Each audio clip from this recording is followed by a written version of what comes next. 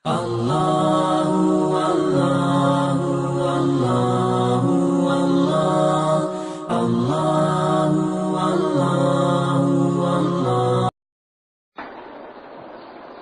بالله من الشيطان الرجيم بسم الله الرحمن الرحيم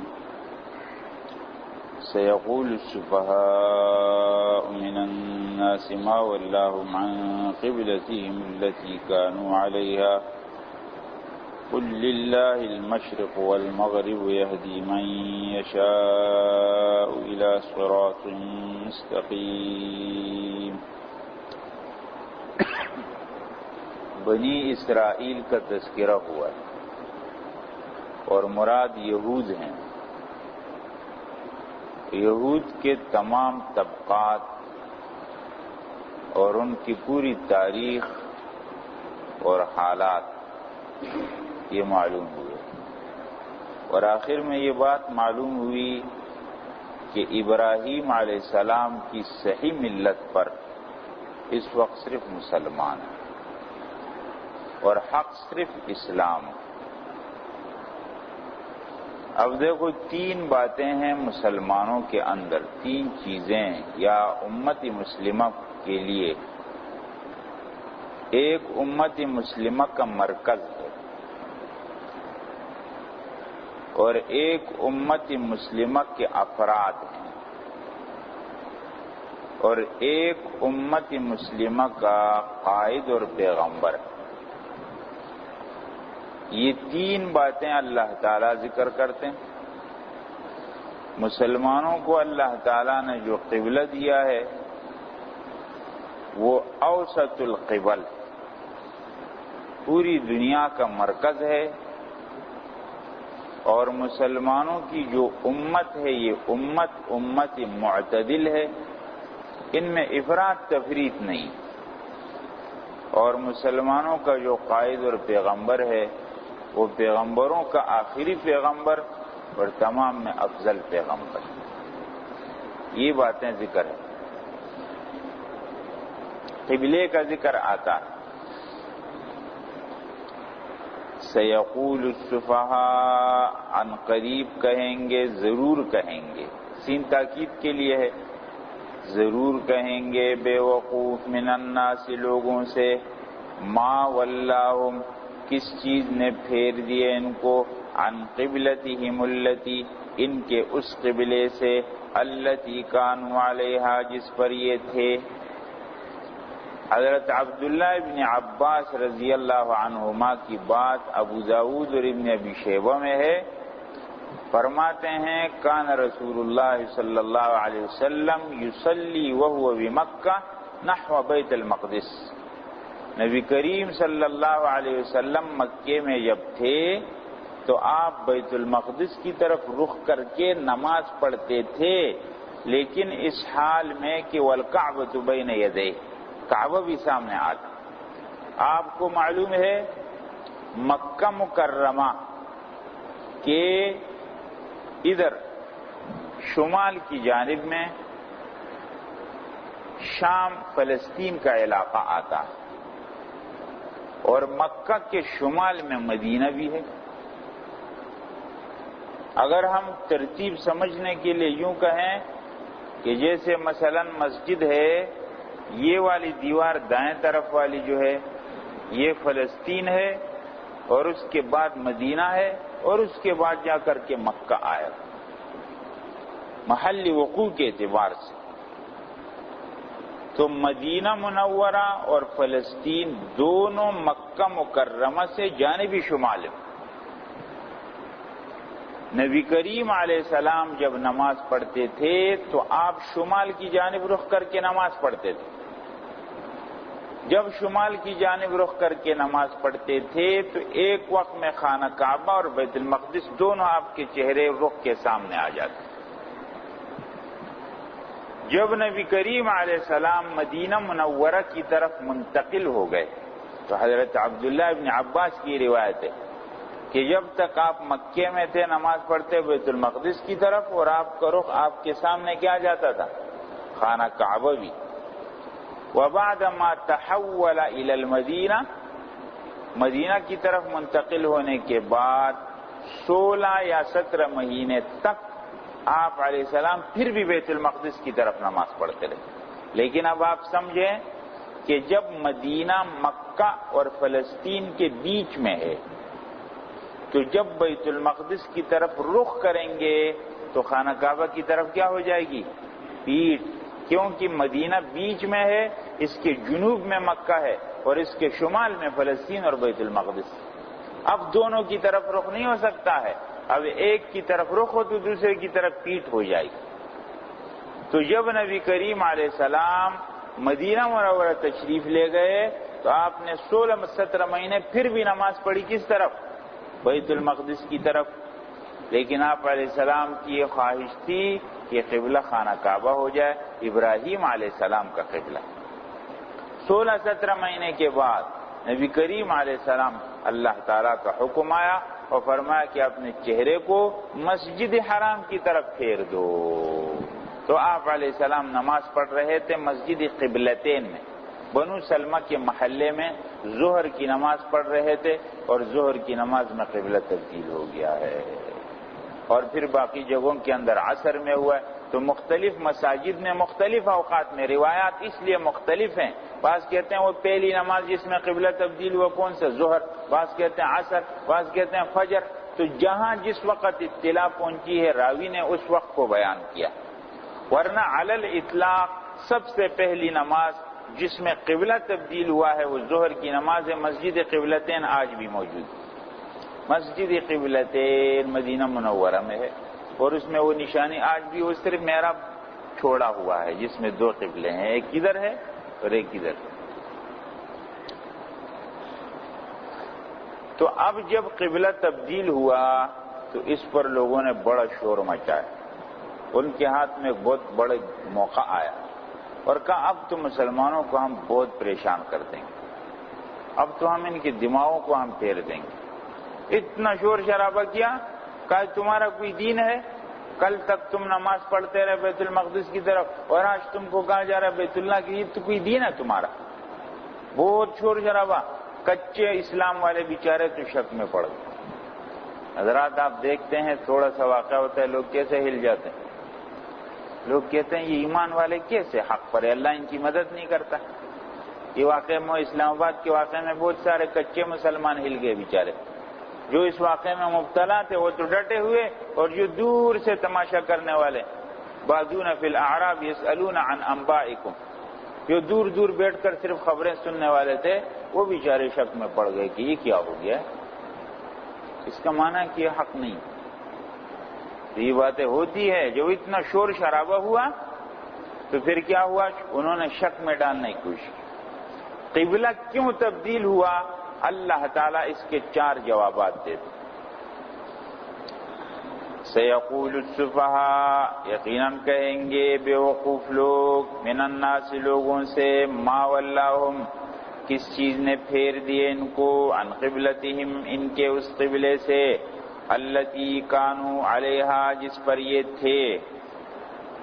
قل آپ کہہ دیجئے جواب، للہ المشرق والمغرب، اللہ ہی کے لیے ہے مشرق اور مغرب. کیا معنی؟ ہمارے لیے تو رخ کی کوئی اہمیت نہیں ہے، ہمارے لیے تو اللہ کا حکم ہے. مشرق بھی اللہ کا، مغرب بھی اللہ کا. اللہ کا حکم مشرق کی طرف تو ہم مشرق کی طرف رخ کریں گے، اللہ کا حکم مغرب کی طرف تو ہم مغرب کی طرف کریں گے. اگر دن میں کئی مرتبہ ہو جائے کہ کبھی مشرق کے مغرب تو بھی کریں گے. کیا مسئلہ ہے؟ یہ تو کوئی اتنی بڑی بات نہیں ہے. سمت تو اصل نہیں ہے. اصل کیا چیز ہے؟ اللہ کا حکم. قل آپ کہہ دیجئے للہ المشرق والمغرب، اللہ ہی کے لیے ہے مشرق و مغرب. یہدی من یشاء، اللہ ہدایت دیتے ہیں جس کو چاہیں صراط مستقیم کی طرف. امت مسلمہ کے افراد وکذالک، اسی طرح. کیا مطلب؟ اے کما ہدیناکم الی قبلہ کذالک جعلناکم امۃ وسطا، جس طرح ہم نے تم کو قبلے کی طرف رہنمائی کی اسی طرح ہم نے تم کو بنایا ہے امت معتدل. کذالک جعلناکم، اسی طرح بنایا ہم نے تم کو امتن وسطن، امت معتدل، بین الافراط والتفریط، افراط تفریط کے بیچ میں، اعتدال کے راستے پر چلنے والے۔ غلو نہیں کرنا ہے، یا اہل الکتاب لا تغلو فی دینکم، اپنے دین میں غلو مت کرو، جہاں بھی رہو اعتدال کے ساتھ رہو۔ مختلف جماعتوں میں، تنظیموں میں لوگ جا کر کے اتنا غلو کرتے ہیں کہ باقی دوسروں کو بالکل فالتو یا باطل پر سمجھتے ہیں۔ یہ غلو ہے، افراط تفریط ہے۔ نہیں، آپ جس شعبے میں رہو، دین کے بہت سارے شعبے ہیں، یہ میں صراحت کے ساتھ آپ کے سامنے بیان کرتا ہوں، دین کے شعبے ہیں، تبلیغ ہے، جہاد ہے، تعلیم ہے، تصوف ہے، یہ سب شعبے ہیں۔ جو جس شعبے کے اندر استعمال ہوتا ہے وہ حق پر ہے، وہ ٹھیک ہے، اگر اس کی نیت خالص ہے اس کو اجر اللہ تعالیٰ دیں گے۔ اب ایک شعبے میں پڑھ کر دوسرے کو غلط کہنا، یا دوسرے کو کم نظر سے دیکھنا، یا اس کے کام کو کم کام سمجھنا اور اپنے ہی کام کو اچھا سمجھنا اور اس کو فالتو، یہ سب افراط تفریط۔ اس امت کو اللہ نے امت معتدل بنا، اس میں ہر ایک کی اہمیت اپنی جگہ ہے۔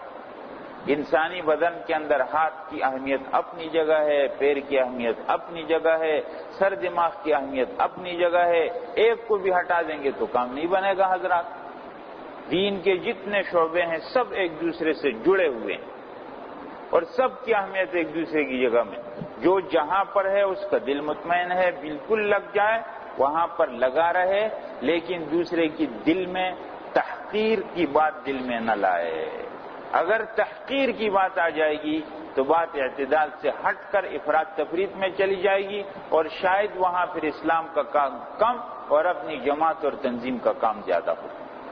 یہ بات آپ کے ذہن میں رہے، بہت ساری جماعتیں، تنظیمیں اپنے جماعت اور تنظیم کو اسلام سے آگے رکھتی، اور یہ کب ہوتا ہے؟ جب ٹکراؤ اس کا ہوتا ہے تو وہ کہتے ہیں نہیں یہ نہیں ٹھیک۔ تو اس لیے یہ نہیں ٹھیک ہے حضرات۔ اس آیت کی روشنی میں آپ اللہ ہم سب کو اعتدال والا بنا دیں۔ کوئی کر سکے نہ، اپنا عقیدہ نظریہ تو ٹھیک رکھنا چاہیے، کرنا نہ کرنا تو بات کی بات۔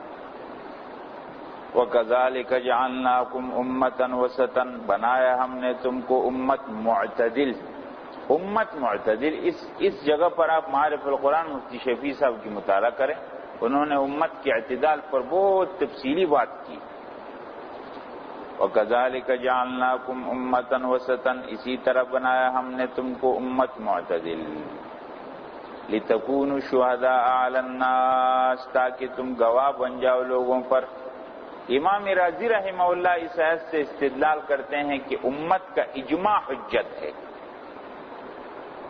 دلائل شریعت کتنے ہیں حضرات؟ 4، کتاب اللہ، سنت رسول اللہ، اجماع امت اور قیاس مجتہد۔ 4 دلائل ہیں جس سے شریعت کے مسائل ثابت ہوتے ہیں، یا قرآن میں ہوگا، کتاب اللہ میں، یا سنت کے اندر ہوگا، یا یہ ہے کہ امت کا اس پر اجماع ہوگا، یا یہ ہے کہ ایک مجتہد آدمی قیاس اجتہاد کرے گا۔ وَكَذَلِكَ جَعَلْنَاكُمْ سے امام رازی نے استدلال کیا کہ امت کا اجماع حجت ہے، اس لیے کہ اللہ تعالیٰ نے اس امت کو شہداء بنایا، گواہ بنایا، تو ان کی بات مانی جائے گی تو اللہ تعالیٰ نے اس لیے بنایا۔ تو یہ امت، یہ دلیل ہے۔ وَكَذَلِكَ جَعَلْنَاكُمْ أُمَّةً وَسَطًا، اسی طرح بنایا ہم نے تم کو امت معتدل، لِتَكُونُوا شُهَدَاءَ عَلَى النَّاسِ، تاکہ تم گواہ بن جاؤ لوگوں پر، وَيَكُونَ الرَّسُولُ عَلَيْكُمْ شَهِيدًا، اور ہو جائے پیغمبر تم پر گواہ۔ وَمَا جَعَلْنَا، قبلے کی تبدیلی ہوئی، اس پر شور شرابہ اعتراض ہوا، جواب نمبر 1 کیا ہوا حضرات؟ مشرق اور مغرب اللہ کا ہے تو حکم اللہ کا۔ جواب نمبر 2، وَمَا جَعَلْنَا الْقِبْلَةَ الَّتِي، اس لیے دیکھو بیاض میں لکھنے کا طریقہ یہ ہے، قُلْ لِلَّهِ الْمَشْرِقِ کے نیچے لکھو جواب نمبر 1، وَمَا جَعَلْنَا کے نیچے لکھو جواب نمبر 2۔ کل آپ دیکھیں گے نا سمجھ میں آئے۔ وَمَا جَعَلْنَا الْقِبْلَةَ، نہیں بنایا ہم نے اس قبلے کو، الَّتِي كُنْتَ عَلَيْهَا، جس پر آپ تھے، إِلَّا لِنَعْلَمَ، مگر یہ ہے کہ ہم ظاہر کریں، لِنَعْلَمَ لِنُمَيِّزَ وَلِنُظْهِرَ، تاکہ ہم ظاہر کریں، ممتاز کریں، مَن يَتَّبِعُ الرَّسُولَ، اس آدمی کو جو رسول کی تابعداری کرتا ہے، ممن، اس آدمی سے، ينقلب، جو واپس ہوتا ہے، علی عقبیہ، اپنی ایڑیوں پر۔ یہ حکم اللہ کا کیوں آیا؟ تاکہ دو آدمی سامنے آ جائیں، ایک وہ آدمی ہے جو اللہ رسول کے حکم پر بلا چوں چرا عمل کرتا ہے، اور دوسرا وہ آدمی ہے جو اپنی عقل چلاتا ہے، کہتے ہیں اچھا اس کا کیا مطلب ہے، یہ اللہ کی بات تو میری سمجھ میں نہیں آئی، یہ رسول کی یہ بات تو میری سمجھ میں نہیں آتی۔ تو بعض لوگ عمل کرتے ہیں رسول کی اور بعض اپنی ایڑیوں پر واپس ہو جاتے ہیں۔ ان امتحان یہ مقصد ہوتا ہے، کبھی حالات اس لیے تو قبلے کی تبدیلی کا مقصد یہ ہے تاکہ کھرے کھوٹے کا پتہ چل جائے، کون رسول اللہ کے حکم کو آگے رکھتا ہے اور کون اپنے عقل کو آگے رکھتا ہے، یہ پتہ چل جائے۔ وما جعلنا القبلۃ التي نہیں بنائے ہم نے اس قبلے کو جس پر آپ تھے، الا مگر اس لیے لنعلم کہ ہم ظاہر کریں من اس آدمی کو یتبع الرسول جو رسول کی تابعداری کرتا ہے، ممن اس سے ینقلب جو پلٹتا ہے علی عقبیہ اپنی ایڑیوں پر، وَإِن كَانَتْ لَكَبِيرَةً ان مخفف من المثقل، اور اس کی نشانی یہ ہوتی ہے کہ بعد میں لام آتا ہے، لام تاکید لام مفتوح جب بھی آ جائے گا تو یہ ان اصل میں ان نہ ہوگا، یہ ان شرطیہ نہیں ہوگا، مخفف من المثقل ہے۔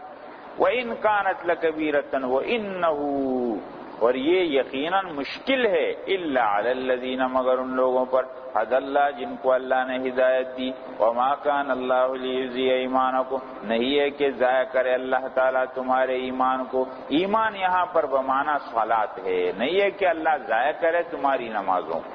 صحابہ کرام کو اصل میں ایک شبہ ہوا، جب قبلہ تبدیل ہوا تو انہوں نے کہا کہ اصل میں تو قبلہ یہ ہے، اب ہم نے اس طرف جو نمازیں پڑھی ہیں اور ہمارے بعض مسلمان تو اس طرف نماز بھی نہیں پڑھ سکے، انتقال ہو گیا ہے ان کی نمازوں کا کیا ہوگا؟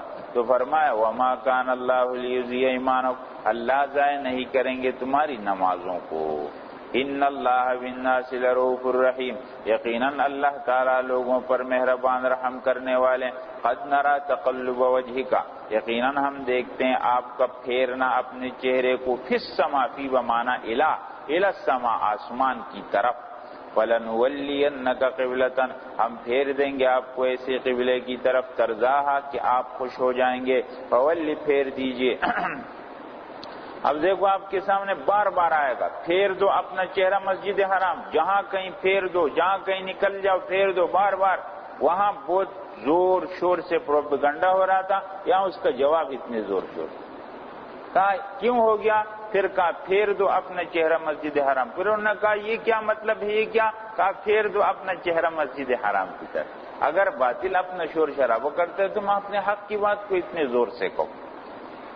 فَوَلِّ وَجْهَكَ پھیر دو اپنا چہرہ مسجد حرام کی طرف، وَحَيْثُ مَا كُنْتُمْ جہاں کہیں تم ہو تو پھیر دو اپنے چہرے کو مسجد حرام کی طرف۔ وَإِنَّ الَّذِينَ أُوتُوا الْكِتَابَ جو کتاب والے لوگ ہیں، لَيَعْلَمُونَ وہ جانتے ہیں، أَنَّهُ کہ یہ تحویل حق ہے من ربهم ان کے رب کی طرف سے۔ اہل کتاب کو یہ بات معلوم ہے کہ نبی آخر الزمان کا پیغام جو قبلہ ہے وہ خانہ کعبہ ہوگا، تو ان کو تو یہ بات معلوم ہے، وہ اس بات کو چھپا کر کے اعتراض کرتے ہیں، حالانکہ ان کو جب یہ قبلہ تبدیل ہوا تو فوراً اعلان کرنا چاہیے تھا کہ وہی نبی آخر الزمان۔ وَمَا اللَّهُ بِغَافِلٍ نہیں اللہ تعالیٰ بے خبر عما يعملون ان کے اعمال سے۔ وَلَئِنْ أَتَيْتَ الَّذِينَ أُوتُوا الْكِتَابَ اگر آپ لے آئے کتابی لوگوں کے پاس بِكُلِّ آیَةٍ ہر قسم کی نشانی، مَا تَبِعُوا قِبْلَتَكَ وہ پیروی نہیں کریں گے آپ کے قبلے کی، وَمَا أَنْتَ بِتَابِعٍ قِبْلَتَهُمْ اور نہ آپ ان کے قبلے کی تابعداری کرنے والے ہیں۔ بنی اسرائیل کی امامت ختم ہو چکی ہے، اب ان کے قبلے کی تابعداری نہیں ہے۔ وَمَا بَعْضُهُمْ بِتَابِعٍ قِبْلَةَ بَعْضٍ اور نہ بعض کے قبلے کی تابعداری کرنے والے۔ وَلَئِنِ اتَّبَعْتَ أَهْوَاءَهُمْ اگر آپ تابعداری کریں ان کے خواہشات کی، مِن بَعْدِ مَا جَاءَكَ مِنَ الْعِلْمِ اس کے بعد کہ آ چکا آپ کے پاس علم، إِنَّكَ إِذًا لَّمِنَ الظَّالِمِينَ یقیناً آپ اس وقت ظالم لوگوں سے ہو جائیں گے۔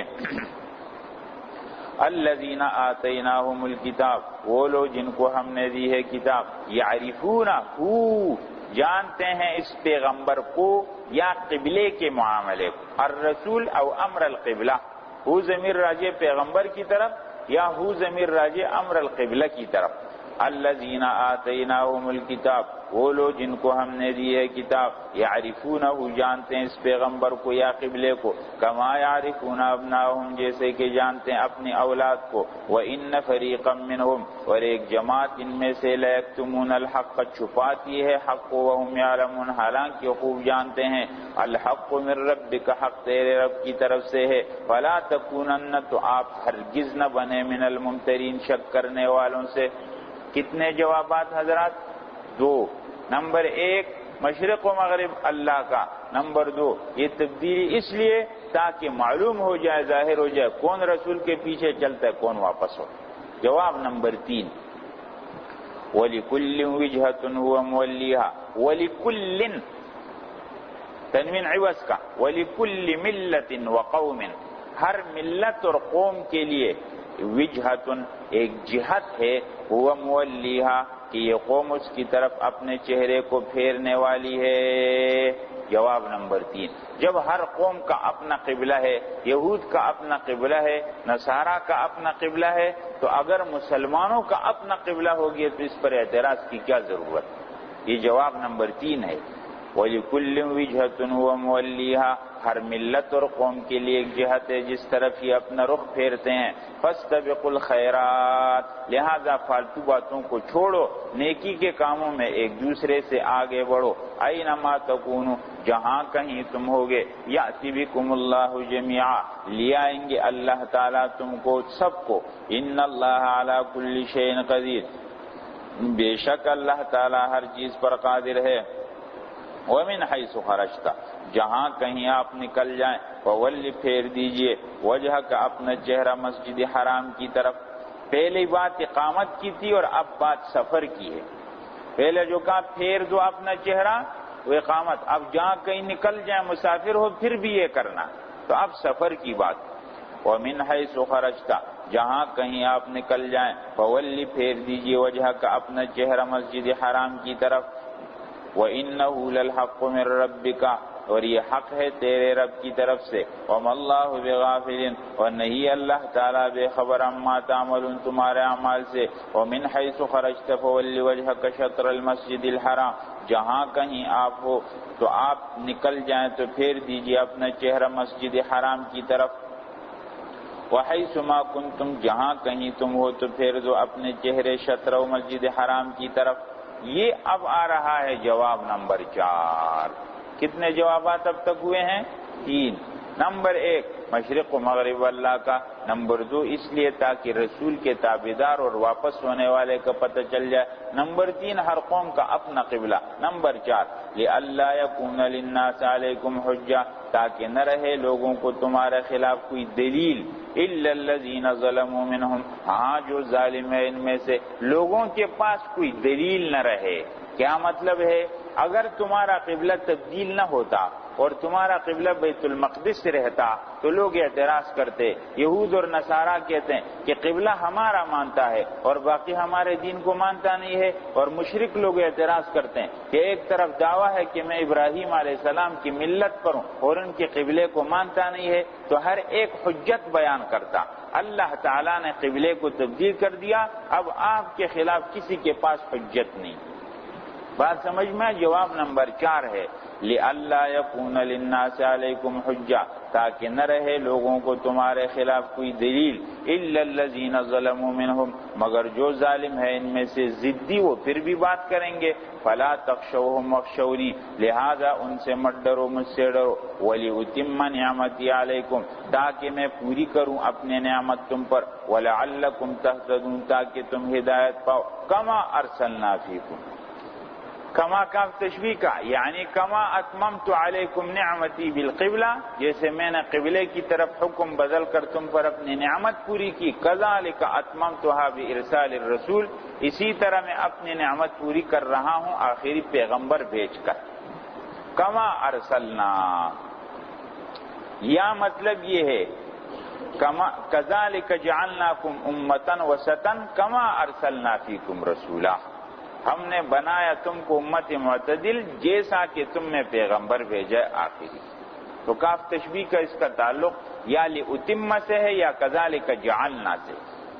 کما ارسلنا فیکم رسولا جیسا کہ بھیجا ہے تم میں پیغمبر، منکم جو تم ہی میں سے ہے، یتلو علیکم آیاتنا جو پڑھ کر سناتا ہے تم کو ہماری آیتیں، ویزکیکم تمہاری تربیت کرتا ہے، ویعلمکم الکتاب اور تم کو کتاب سکھاتا ہے، حکمت سکھاتا ہے۔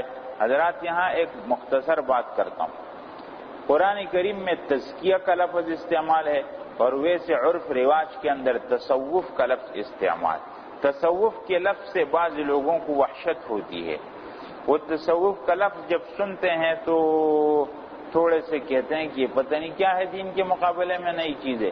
تو مولانا ابوالحسن علی ندوی رحمہ اللہ نے ایک جگہ یہ بات فرمائی ہے کہ بعض جگہ اصطلاحات سے بھی اثر پڑتا ہے، لہذا تم مت کہو تصوف کا لفظ، تزکیہ کا لفظ کہو۔ تزکیہ تو قرآن اور سنت سے ثابت ہے، اگر تصوف کا لفظ نہیں آیا تو کیا ہوا؟ اصل مسمہ ہوتا ہے یا اصل تسمیہ ہوتا ہے نا؟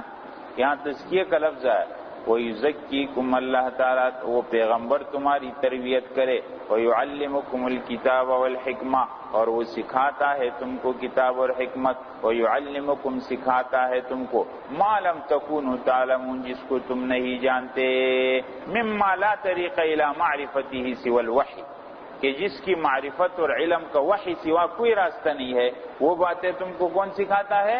پیغمبر سکھاتا۔ یہاں تک بات ہو گئی حضرات ختم، 3 باتیں ہوئی آپ کے سامنے۔ ایک، اس امت کا مرکز جو ہے قبلہ وہ اللہ نے بنایا، تمام مرکز ہے پورے عالم کا، القرى دنیا کا ناف ہے بالکل۔ اور نمبر 2، اس امت کے جو افراد و ارکان ہے وہ بھی اعتدال والے لوگ ہیں، اور اس امت کا جو پیغمبر ہے وہ بھی خاص اللہ تعالیٰ کا بھیجا ہوا ہے، تو اس لیے یہ امت حق پر امت مسلمہ۔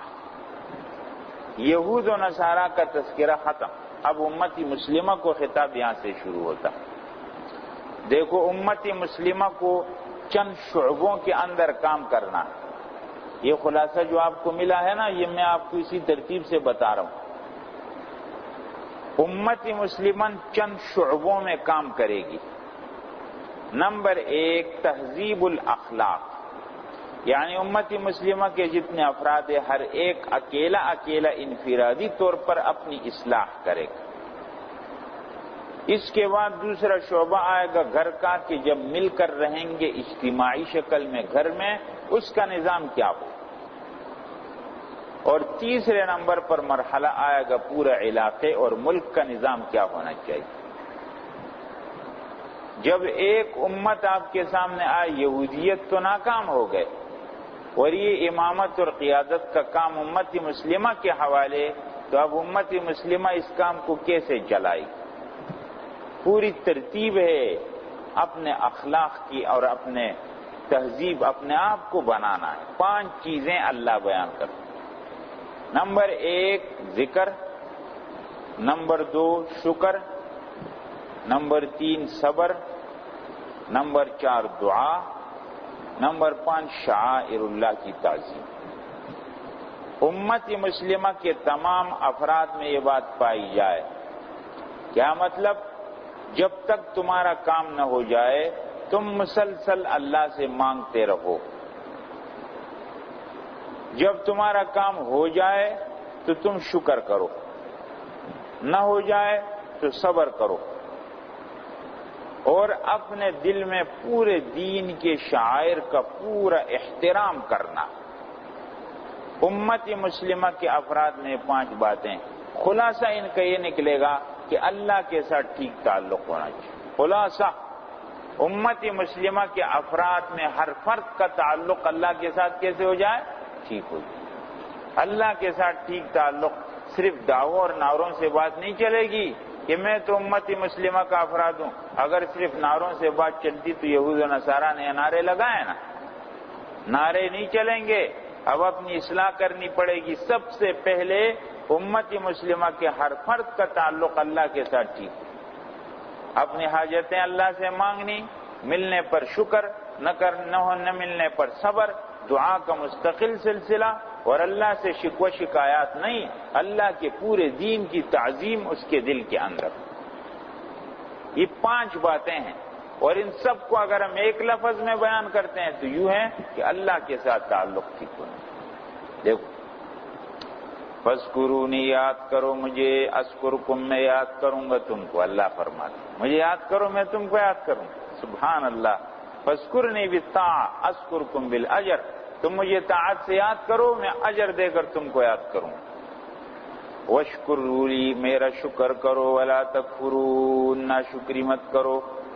یا ایھا الذین آمنوا، اے ایمان والو، استعینوا، مدد مانگو اللہ سے، بالصبر، صبر کے ذریعے، والصلاۃ، نماز کے ذریعے. یہ تیسری چوتھی بات، صبر اور صلاۃ. نماز میں دعا ہوتی تو دعا کرو، نماز میں لگے رہو، دعا میں لگے رہو. ان اللہ مع الصابرین، اللہ تعالیٰ صبر کرنے والوں کے ساتھ ہے. صبر کرو.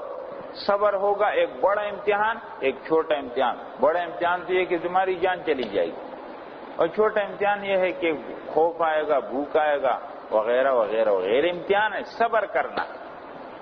وَلَا تَقُولُوا، نہ کہو، لمن، اس آدمی کو، یقتل، جو مارا جائے، شہید ہو جائے، فی سبیل اللہ، اللہ کے راستے میں، اموات، مردے، بل احیاء، بلکہ وہ زندہ ہیں، وَلَٰكِن لَّا تَشْعُرُونَ، لیکن تم سمجھتے نہیں ہو. یہ صبر کا اعلیٰ درجہ. وہ حیات ہیں اللہ کے پاس لیکن تم سمجھتے نہیں. حیات سے کیا مراد ہے؟ علامہ آلوسی روح المعانی کے اندر فرماتے ہیں، ذهب كثير من السلف الى انها حقیقیۃ بالروح والجسد. یہ جو حیات ہے یہ حقیقی حیات ہے، روح و جسد، روح بھی جسم بھی. اب میں وضاحت کرتا ہوں. وذهب البعض الى انها روحانیۃ، اور بعض نے کہا فقط روحانی. والمشہور ترجیح القول الاول، لیکن قول اول کو ترجیح حاصل. اب آپ سنیں، دیکھو جب انسان کا انتقال ہو جاتا ہے تو انتقال نام کس چیز کا ہے؟ روح کا سلسلہ جب بدن سے الگ ہو جائے اور روح تعلق بدن سے منقطع ہو جائے تو اس کو کیا کہتے ہیں؟ موت. موت کے بعد موت تو ہر ایک پر آئے گی. کل نفس ذائقۃ الموت. روح انقطاع کے بعد اگر نیک ہو تو جاتی ہے علیین میں، اور اگر بد ہو تو جاتی ہے سجین میں. لیکن اور ہر روح کو حیات حاصل ہے. کسی روح پر موت آتی ہے حضرت؟ روح مرتی ہے؟ روح تو نہیں مرتی. وہ تو کافر کی ہو یا مسلمان کی ہو، سب کو حیات حاصل ہے. روح تو زندہ ہے، صرف اپنے بدن سے الگ ہو گئی. اور اب دیکھیے اصل بات کیا ہے. ایک ہے روح جو اللہ کی طرف سے آتی ہے، اور ایک ہے روح جس کو نسمہ کہا گیا. انسانی بدن میں جب انسان غذا کھاتا ہے پیتا ہے تو یہ خون بنتا ہے، جگر سے دل میں پہنچتا ہے، وہاں سے لطیف بخارات بنتے ہیں اور اس سے روح بنتا ہے. اس کو روح ہوائی بھی کہتے ہیں، روح طبعی بھی کہتے ہیں. یہ جو بخارات لطیف ہیں اس کے اوپر وہ اللہ تعالی کی طرف سے روح آ کر سوار ہوتی ہے. جب یہ والی روح ختم ہوتی ہے بدن سے، روح ہوائی یا طبعی، وہ روح ختم ہو جاتی ہے اس لیے کہ اس کی سواری ختم ہو گئی. وہ روح سوار ہے جو اللہ کی طرف سے آتی ہے، جس کو ملک الموت نکال لیتا ہے، وہ روح سوار ہے. اور انسانی بدن کے اندر بخارات سے پیدا ہونے والی روح اس کی سواری ہے. یہ مرکب ہے، وہ راکب ہے. جب انسانی بدن سے یہ والی روح نسمہ ختم ہوتی، وہ روح اڑ جاتی ہے، چلی جاتی ہے. تو اب وہ روح تو اپنی جگہ پر ہے، اس کو تو حیات حاصل ہے. روح چلی جاتی ہے، لیکن اب روح کا تعلق بدن کے ساتھ یہ کئی قسم کا ہے. بعض جگہ کمزور ہے، بعض جگہ طاقتور ہے، بعض جگہ بہت طاقتور ہے. عام انسانوں کے ساتھ روح کا تعلق کمزور درجے کا ہے، اس لیے روح نکلتی، ان کے بدن ختم ہو جاتے. شہید میں اس کے روح کا تعلق بدن سے قوی ہے، اثر بدن پر پڑتا ہے، بدن اس کا سلامت رہتا ہے. اور پیغمبروں کے اندر روح کا تعلق شہید سے بھی بڑھ کر، تو ان کے بدن بھی سلامت ہیں اور نمبر 2 ان کی بیویوں سے نکاح بھی حرام، ورنہ شہید کی تو بیوی سے نکاح جائے، لیکن پیغمبر کی بیوی سے نکاح بھی حرام۔ اب اگر کوئی کہے کہ وہ تو اس لیے حرام کہ وہ امت کی ماں ہے، وَلَا تَنْكِحُوا أَزْوَاجَهُ مِن بَعْدِهِ أَبَدًا، تو ایک دلیل ہے، یہ دوسری دلیل ہے، ایک بات کی کئی دلائل ہو سکتے ہیں، وہ بھی دلیل ہے، یہ بھی دلیل ہے۔ بہرحال روح بدن سے الگ ہو جائے، روح کا بدن کے ساتھ گہرا تعلق شہید کو ہے، اور شہید سے بڑھ کر کس کو ہے؟ انبیاء کرام کو ہے۔ یہ مضبوط تعلق کو نام دیتے ہیں حیات کا۔ ایسا نہیں ہے کہ انسانی بدن، اگر آپ علیہ السلام بالکل دنیا کی طرح قبر کے اندر بیٹھے ہوئے ہیں، حیات انبیاء کا مطلب یہ ہے کہ روح کا اس بدن کے ساتھ بہت مضبوط تعلق، کہ ایسا تعلق دنیا میں کسی کی روح کا اس کے بدن کے ساتھ نہیں۔ اہل سنت والجماعت بالکل اتفاقی طور پر حیات انبیاء کے قائل۔ اگر کوئی کہتے ہے کہ حیات انبیاء شرک ہے، حضرات میں پھر کہتا ہوں کہ شرک کی تعریف کیا ہے؟ غیر اللہ سے مانگنا شرک ہے یا حیات کا عقیدہ شرک ہے؟ اگر حیات کا عقیدہ شرک ہے تو میرا عقیدہ ہے کہ آپ سب لوگ زندہ ہیں، یہ عقیدہ شرک ہے؟ میں عقیدہ رکھتا ہوں کہ آپ سب لوگ زندہ ہیں، تو میں مشرک ہو گیا؟ حیات کی عقیدے سے کوئی مشرک بنتا ہے یا غیر اللہ سے مانگنے سے کوئی مشرک بنتا ہے؟ غیر اللہ سے کوئی مانگے گا تو مشرک بنے گا، حیات النبی کے عقیدے سے کوئی مشرک نہیں بنتا۔ اگر کوئی شرک کا فتویٰ لگا تو اس سے پوچھا جائے کہ شرک کی تعریف کرو، شرک کیسے کس پر؟ عقیدے سے آدمی جب غیر اللہ سے مانگے گا، اپنی نظر و نیاز مانگے، پھر منع ہے۔ نبی کریم علیہ السلام نے اس سے منع فرمایا، لا تطرونی، میری تعریف میں ایسا مبالغہ نہ کرو جس سے یہود و نصارہ نے کہا۔ میرا تعارف یہ ہے، انما انا عبد اللہ ورسولہ، میں اللہ کا بندہ، اللہ کا رسول۔ لا تجعلوا قبری عیدا، میرے قبر پر عید اور میلے مت بنا، عرس بناتے ہیں قبروں کے اوپر، یہ ٹھیک نہیں ہے۔ صحابی نے کہا ما شاء اللہ وشئت، اللہ چاہے اور آپ چاہیں۔ فرمایا اجعلتنی للہ ندا قل ما شاء اللہ وحدہ، آپ نے مجھے اللہ کا شریک بنا، یوں کہو بس اللہ چاہے تو ہو جائے۔ یہ عقائد ہیں اپنی جگہ پر، عقیدہ صاف ہونا چاہیے حضرات۔ لیکن اگر اہل سنت والجماعت اس بات کے قائل ہیں کہ انبیاء کی ارواح کو ان کے بدن کے ساتھ بہت مضبوط تعلق ہے اور اسی تعلق کو وہ حیات سے تعبیر کرتے ہیں، تو کوئی دلیل نہیں ہے کہ اس کو شرک کہا جائے۔ یہ ایسی غلط فتویٰ، یہ مسئلہ آپ کے ذہن میں آتا، اس لیے اہل سنت والجماعت کے عقیدہ اس میں کسی کا بھی نہیں اختلاف ہے۔ شیخ عبد الوہاب نجدی رحمہ اللہ، محمد ابن عبد الوہاب نجدی، ان کا اپنا یہ مسلک ہے۔ ان پر ایک کتاب ایک زمانے میں نے دیکھی تھی، ابھی تو پتہ نہیں ہوگی بھی نہیں ہوگی، ان کے حالات پر کسی نے کی، انہوں نے صاف اس میں لکھا تھا کہ ہم تو یہ عقیدہ رکھتے ہیں۔ لہذا نبی کریم صلی اللہ علیہ وسلم کے قبر پر اگر کوئی جا کر یوں کہ یا رسول اللہ، تو آپ علیہ السلام کی روح کا بدن سے ایسا گہرا تعلق کہ آپ سن لیتے۔ ہر جگہ کوئی کہ سنتے ہیں، یہ عقیدہ غلط ہے، لیکن وہاں ہے۔ اب کوئی کہے کہ نہیں یہ بات تو سننے سے پھر شرک کا عقیدہ پھیلے گا، تو بھائی وہ تو ہر ایک کا اپنا عقیدہ ہے۔ اس کے الٹ میں کیا ہے خطرہ ہے؟ آپ کہتے ہیں روح کا بدن سے کوئی تعلق نہیں ہے، کچھ بھی نہیں ہے، تو عذاب قبر کا انکار ہوگا۔ عذاب قبر کا انکار کیوں کر دیا اس فرقے نے؟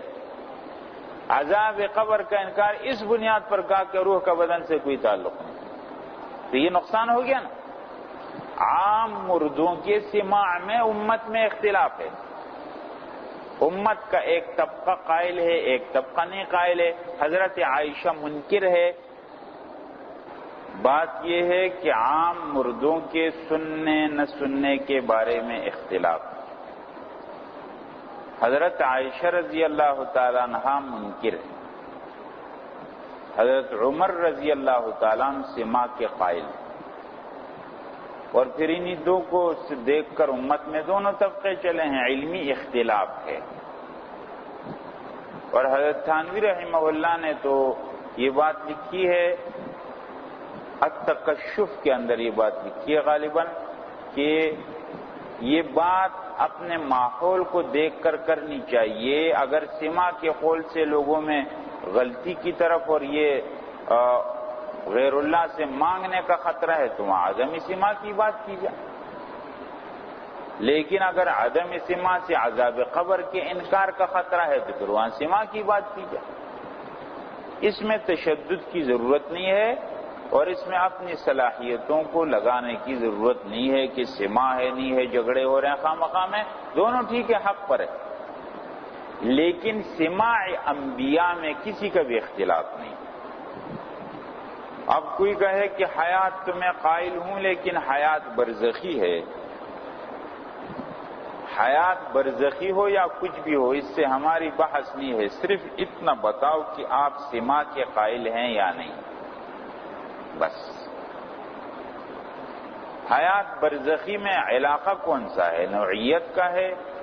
حیاتن برزخیتن ایک خاص قسم کی حیات برزخی، یا حیات برزخی میں علاقہ ظرفیت کا ہے، وہ حیات جو برزخ میں.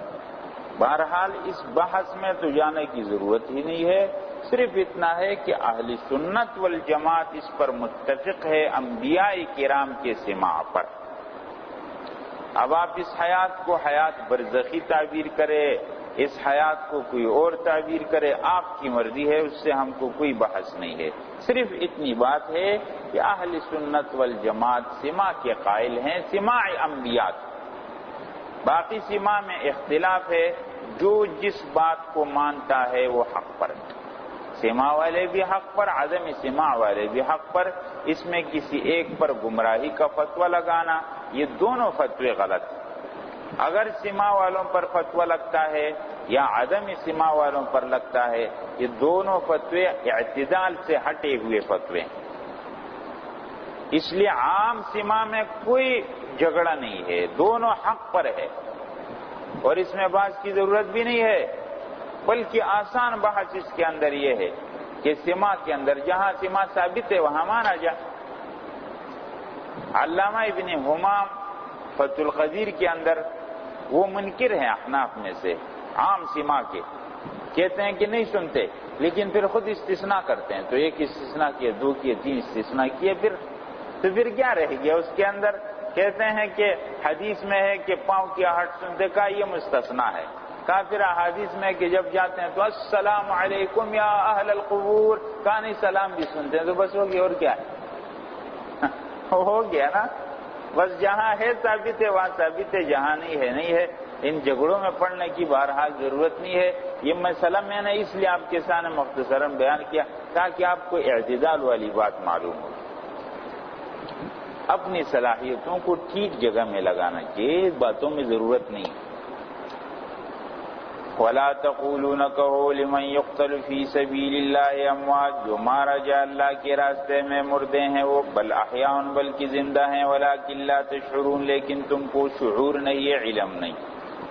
یہ اعلیٰ درجے کا صبر تھا، اب کم. وَلَنَبْلُوَنَّكُمْ بِشَيْءٍ مِّنَ الْخَوْفِ وَالْجُوعِ، ہم آزمائش کریں گے تمہاری کچھ خوف کے ساتھ، کچھ بھوک کے ساتھ. وَنَقْصٍ مِّنَ الْأَمْوَالِ، اور کم کرنے مالوں کے ساتھ، وَالْأَنفُسِ، جانوں کے کم کرنے کے ساتھ، وَالثَّمَرَاتِ، میووں کے کم کرنے کے ساتھ تمہاری آزمائش ہوگی. وَبَشِّرِ الصَّابِرِينَ، خوشخبری سنا دو صبر کرنے والوں کو. الَّذِينَ، وہ لوگ، اِذَا أَصَابَتْهُم مُّصِیبَۃٌ، کہ جب پہنچے ان کو مصیبت، قالوا، کہتے ہیں، اِنَّا لِلَّهِ، ہم اللہ ہی کے لیے ہیں، وَإِنَّا إِلَيْهِ راجعون، ہم اللہ ہی کی طرف لوٹنے والے ہیں. بس ٹھیک ہے، ہم مال اللہ کے اور اللہ کی طرف لوٹنے والے ہیں، تو ٹھیک ہے، بس اللہ کے ہر بات اللہ کی مرضی.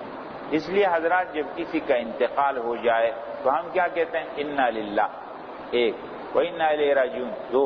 معنی یہ ہے کہ ہم اللہ کے ہیں تو اللہ کا تصرف ہوا ہے، کوئی بڑی بات تو نہیں ہوئی ہے. نمبر دو، ہمارا ایک رشتہ دار ہم سے الگ ہو گیا تو کوئی حرج نہیں، انا الیہ راجعون، ہم بھی جانے والے، ملاقات ہو جائے گی وہاں. یہ صبر کا کلمہ ہے جب ہم یہ پڑھتے ہیں. اس لیے مسلمان کو کوئی بھی صدمہ پہنچے تو یہ پڑھنا، یہ صرف انتقال پر نہیں حضرات. انا للہ، آپ کو کوئی بھی صدمہ پہنچے، ایسی بات جس سے آپ کو تھوڑا سا صدمہ پہنچ جائے، تو آپ انا للہ انا للہ پڑھیں۔ الذین اذا اصابتهم مصیبہ، جب پہنچتی ہے ان کو مصیبت کہتے ہیں انا للہ و انا الیہ راجعون، انا للہ و انا الیہ راجعون۔ چھوٹی بات ہو بڑی بات، انا للہ پڑھو۔ حدیث شریف میں ایک اور دعا بھی آئی ہے، حضرات وہ دعا کو اپنے پاس محفوظ کرو۔ حضرت ام سلمہ رضی اللہ تعالیٰ عنہ فرماتی ہیں کہ میرے شوہر ابو سلمہ گھر میں آئے اور مجھے کہا کہ آج میں نے نبی کریم صلی اللہ علیہ وسلم سے ایک دعا سیکھی ہے، وہ دعا یوں ہے، اللہم اجرنی فی مصیبتی واخلف لی خیرا منہا، اے اللہ مجھے میری مصیبت میں اجر دے اور مجھے بہتر اس کا بدلہ دے دے۔ ام سلمہ فرماتی ہیں کہ وہ دعا میں نے بھی سیکھ لی۔ کچھ عرصے کے بعد میرے شوہر ابو سلمہ کا انتقال ہوا۔ مجھے ابو سلمہ سے بہت محبت تھی، ابو سلمہ کو مجھ سے بہت محبت تھی، اور ابو سلمہ کا صحابہ میں بڑا مقام تھا، اس لیے کہ حبشہ کی طرف بھی ہجرت کی، مدینہ کی طرف بھی ہجرت کی، اور صحابہ میں جس نے دونوں ہجرتیں کی وہ بہت بڑے مقام والے لوگ، تو ابو سلمہ کا بڑا مقام تھا۔ ابو سلمہ کا انتقال ہوا، مجھے بہت صدمہ پہنچا، لیکن مجھے دعا یاد تھی، اللہم اجرنی فی مصیبتی واخلف لی خیرا منہا۔ میں نے دعا پڑھی لیکن میرے دل میں تھا کہ ابو سلمہ سے بہتر کون ہوگا میرے لیے۔ کہتے ہیں ابھی میرے جو عدت کے ایام ختم ہوئے، نبی کریم علیہ السلام کی طرف سے خود نکاح کا پیغام آیا، اللہ تعالیٰ نے مجھے ابو سلمہ کی جگہ نبی کریم علیہ السلام، اور یہ تو مجرب ہے حضرات، جو یہ دعا پڑھتے ہیں ہر ایک کے اپنے اپنے تجربے ہیں۔ اب آپ پڑھنا شروع کریں تو آپ کے اپنے تجربے ہوں گے۔ کوئی بھی صدمہ آپ کو پہنچے، قلم آپ نے جیب کی طرف دیکھا قلم گم ہے، تو فوراً یہ دعا پڑھو، اللہم انا للہ و انا الیہ راجعون، اللہم اجرنی فی مصیبتی واخلف لی خیرا منہا۔ عجیب آپ دیکھیں گے جب آپ لکھنے کے لیے بیٹھیں گے، ضرورت پڑے گی تو دیکھیں گے قلم سامنے موجود، صحیح ہے؟ ہاں، عجیب تماشے کریں گے۔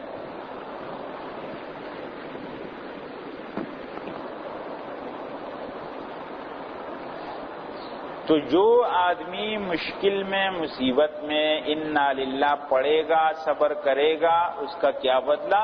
اولئک علیہم صلوات من ربہم، یہ لوگ ہیں ان کو شاباش ہے ان کے رب کی طرف سے۔ شاہ عبد القادر صاحب رحمہ اللہ ترجمہ کرتے ہیں، اولئک علیہم صلوات من ربہم، ایسے لوگوں کو شاباش ہے ان کے رب کی طرف سے، ورحمت اور رحمت ہے۔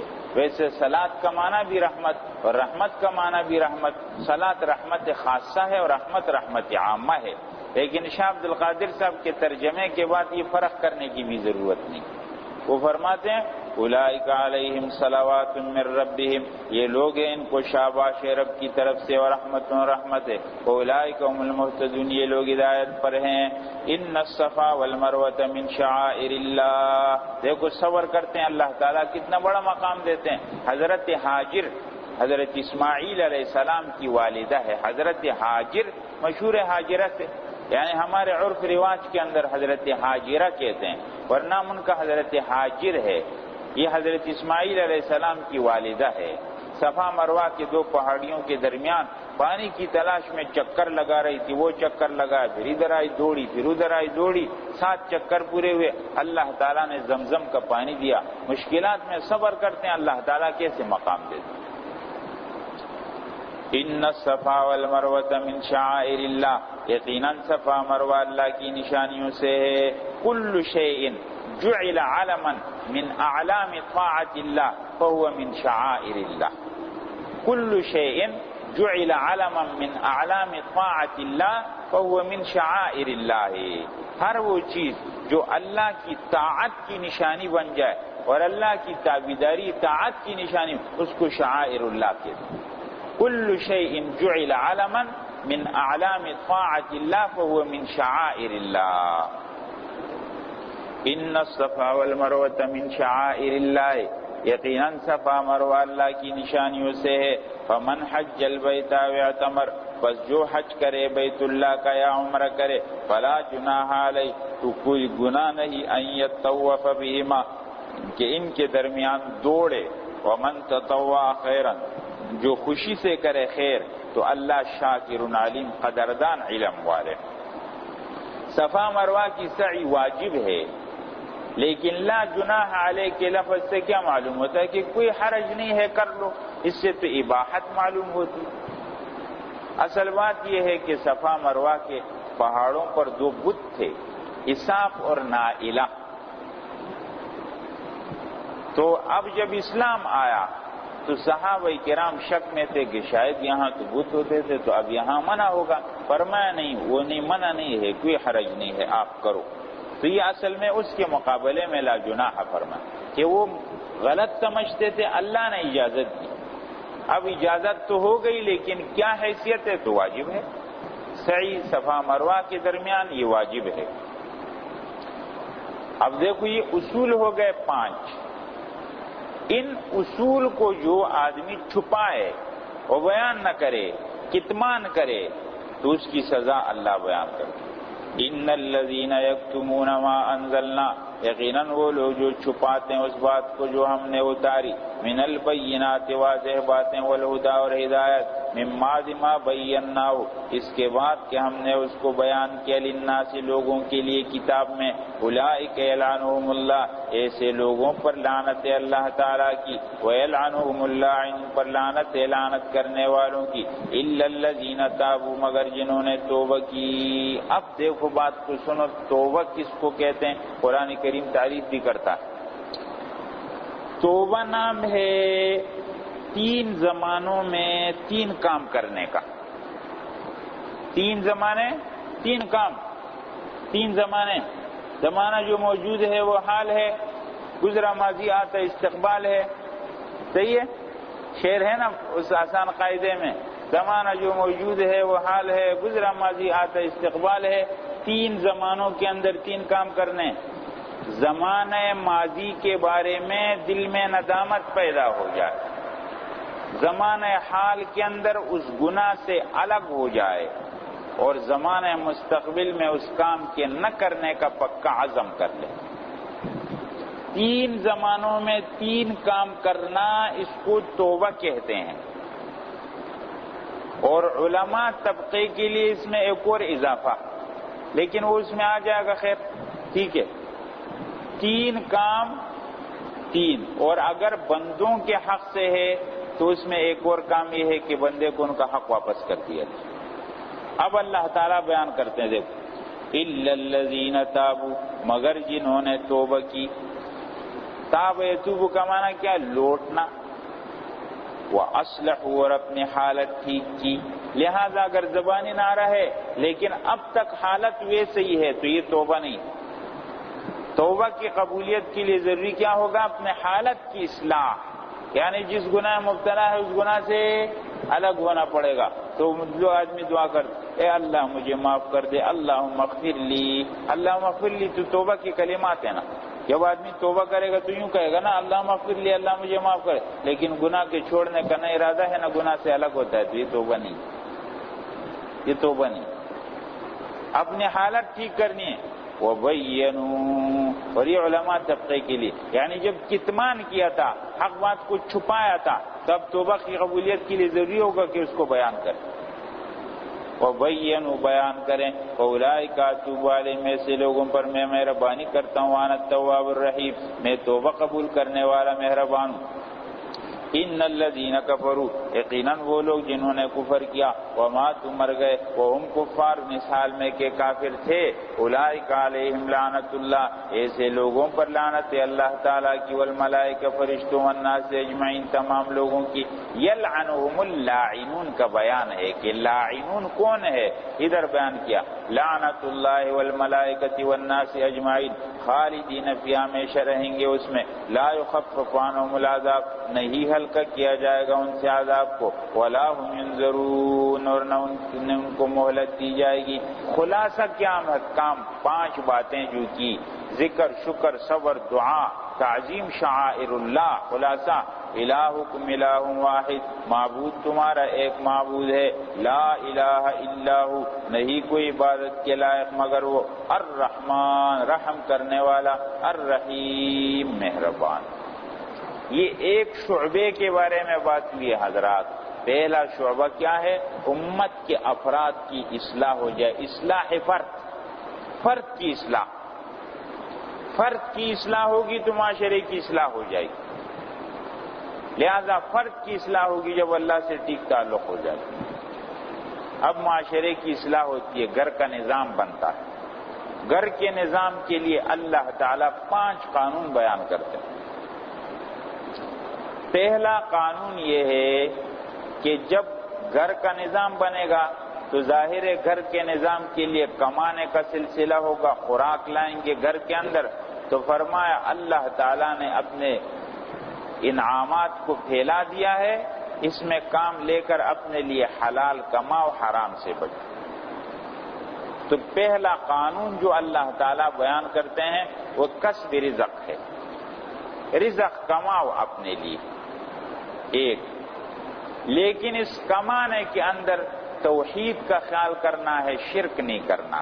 پہلا قانون کسب رزق ہے، رزق کمانا ہے اور اس کمانے کے اندر بچنا ہے کس سے؟ شرک سے. دوسری بات یہ ہے کہ رزق کے اندر حلال اور حرام کا خیال کرنا.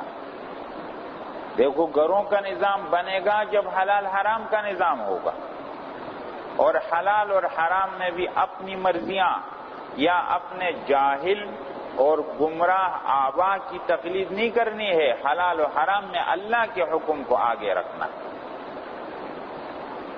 ٹھیک. اور تیسری بات یہ ہے کہ جب جھگڑا ہوتا ہے تو وہاں کیا کرنا ہے؟ انصاف کے ساتھ فیصلہ کرنا.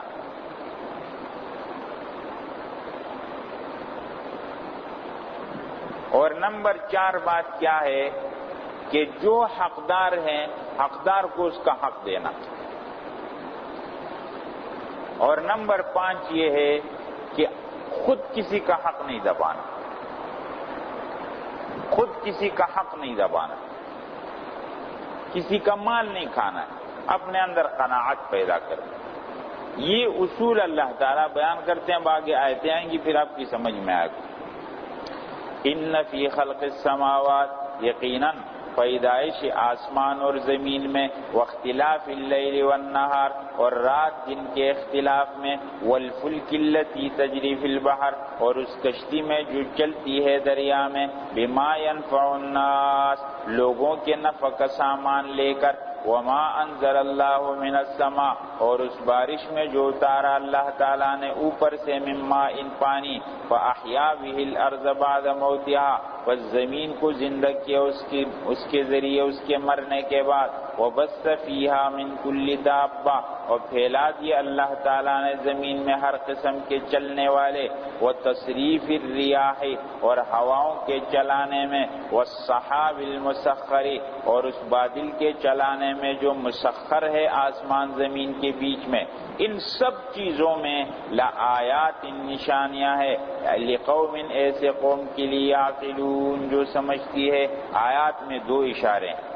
ایک تو اس میں یہ بات ہے کہ اس سے پہلا آیا الہکم الہ واحد، معبود تمہارا ایک معبود ہے. اس پر دلیل یہ کہ یہ پورا نظام چلانے والا کون ہے؟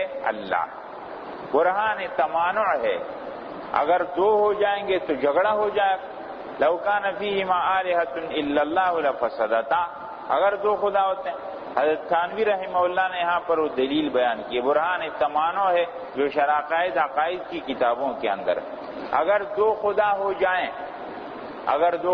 جائیں، سوال یہ ہے کہ دونوں قدرت والے یا ایک زیادہ قدرت ایک کم قدرت والا. اگر ایک قدرت والا اور ایک کم تو قدرت والا خدا اور عاجز خدا نہیں. اور اگر دونوں قدرت والے تو یا دونوں اپنی مرضی چلائیں گے یا صلح کر لیں گے کسی بات پر. اگر صلح کرتے ہیں تو صلح کے اندر اپنی مرضی کو چھوڑنا پڑتا ہے، اور جو اپنی مرضی کو چھوڑ دے وہ خدا نہیں ہوتا ہے. لہذا اپنی مرضی چلائیں گے، دو اپنی مرضی چلائیں گے تو جب ان کی مرضیوں میں ٹکراؤ ہوگا، ایک کہے گا رات لاتا ہوں، دوسرا کہے گا دن لاتا ہوں، ایک کہے گا فلانے کو مارنا ہے، دوسرا کہے گا زندہ کرنا ہے، ایک کا گرمی لانی ہے، دوسرا کہے گا سردی لانی ہے۔ اب کس کی مرضی چلے گی؟ یا دونوں کی مرضی تو اجتماعی نقیضین ہے، یا ایک کی مرضی بھی نہیں تو عجز دونوں کا ثابت آئے گا، یا ایک کی مرضی چلے گی دوسری کی نہیں تو جس کی چلے گی وہ خدا ہے، جس کی نہیں چلے گی وہ خدا نہیں ہے۔ تو عقلی طور پر ثابت ہے کہ خدا ایک، یہ عقلی دلیل اللہ بیان کرتا۔ ایک تو اس آیت کے اندر اشارہ اس بات کی طرف۔ نمبر دو یہ بات ہے کہ دیکھو اللہ تعالیٰ نے آسمان زمین کا نظام، رات دن کا نظام، دریاؤں کا نظام، بارشوں کا نظام، ہواؤں کا نظام اور زمین کے اندر مخلوق کا نظام اور زمین سے نباتات کے نکالنے کا نظام، یہ سب اللہ تعالیٰ نے تمہارے رزق کو پھیلا دیا ہے۔ اب اس میں اپنے عقل سے کام لے کر اپنا رزق نکالو، کماؤ اس کے اندر۔ تو پہلا مسئلہ جو تدبیری منزل کا ہے وہ کسب رزق کا ہے، اپنی کمائی ہے رزق کی، لیکن رزق کی کمائی کے اندر توحید کا خیال کرنا، شرک میں نہیں مبتلا ہونا۔ ایسا نہیں ہے کہ رزق کی تلاش میں تم غیر اللہ کی خدائی کے قائل ہو جاؤ۔ آگے یہ باتیں وَمِنَ النَّاسِ لوگوں میں سے من بعض وہ ہیں یتخذ جو بناتے ہیں من دون اللہ اللہ کے سوا اندادن شریک یحبونہم ان سے محبت کرتے ہیں کحب اللہ جیسا کہ محبت ہوتی ہے اللہ تعالیٰ سے والذین آمنوا اور جو ایمان والے ہیں اشد حبا للہ وہ زیادہ محبت کرنے والے ہیں اللہ تعالیٰ سے۔ ایمان والوں کی زیادہ محبت کس سے؟ اللہ سے۔ اللہ کی نعمتیں ہم پر سر سے لے کر پیر تک ہم دیکھتے ہیں ڈوبے ہوئے اللہ کی نعمتیں، اور ایک ایک نعمت اللہ کی کتنی وزن والی اور کتنی قیمت والی، اللہ نے مفت میں ہم کو یہ سب نعمتیں دی ہے۔ تو ایمان والے کے دل میں اللہ کی محبت ہوتی ہے۔ وَلَوْ يَرَى الَّذِينَ ظَلَمُوا یہ حصہ آیت کا مشکلات القرآن سے ہے، آپ اس کو غور سے دیکھو، میں بیان کرتا ہوں آپ کے سامنے۔ وَلَوْ يَرَى الَّذِينَ ظَلَمُوا اور اگر دیکھ لیں ظالم لوگ اِذْ يَرَوْنَ الْعَذَابَ جب وہ دیکھیں گے عذاب کو أَنَّ الْقُوَّةَ لِلَّهِ جَمِيعًا کہ ساری کی ساری قوت اللہ تعالیٰ کے لیے، وَأَنَّ اللَّهَ شَدِيدُ الْعَذَابِ اور اللہ سخت سزا دینے والے ہیں۔ اگر دیکھ لیں ظالم لوگ تو پھر جزا مقدر لَوَقَعُوا مِنَ الْحَسْرَ وَالنَّدَامَةِ تو وہ ایسے حسرت اور ندامت کے اندر واقع ہو جائیں گے فیما لا یکاد یوسف کہ اس کو بیان نہیں کیا جا سکتا۔ جزا مقدر اگر ظالم لوگ دیکھ لیں، جب وہ عذاب کو دیکھ لیں گے کہ ساری کی ساری قوت تو اللہ کی اور ان کے باطل خدا تو منظر سے ہٹ گئے، آج تو نظر ہی نہیں آ رہے اور سب ایک اللہ کی قوت ہے، تو بہت حسرت اور ندامت کریں گے کہ ہم نے کیوں ان کو خدا مانا۔ تو لو شرطیہ ہے اور اس کی جزا ہے مقدر۔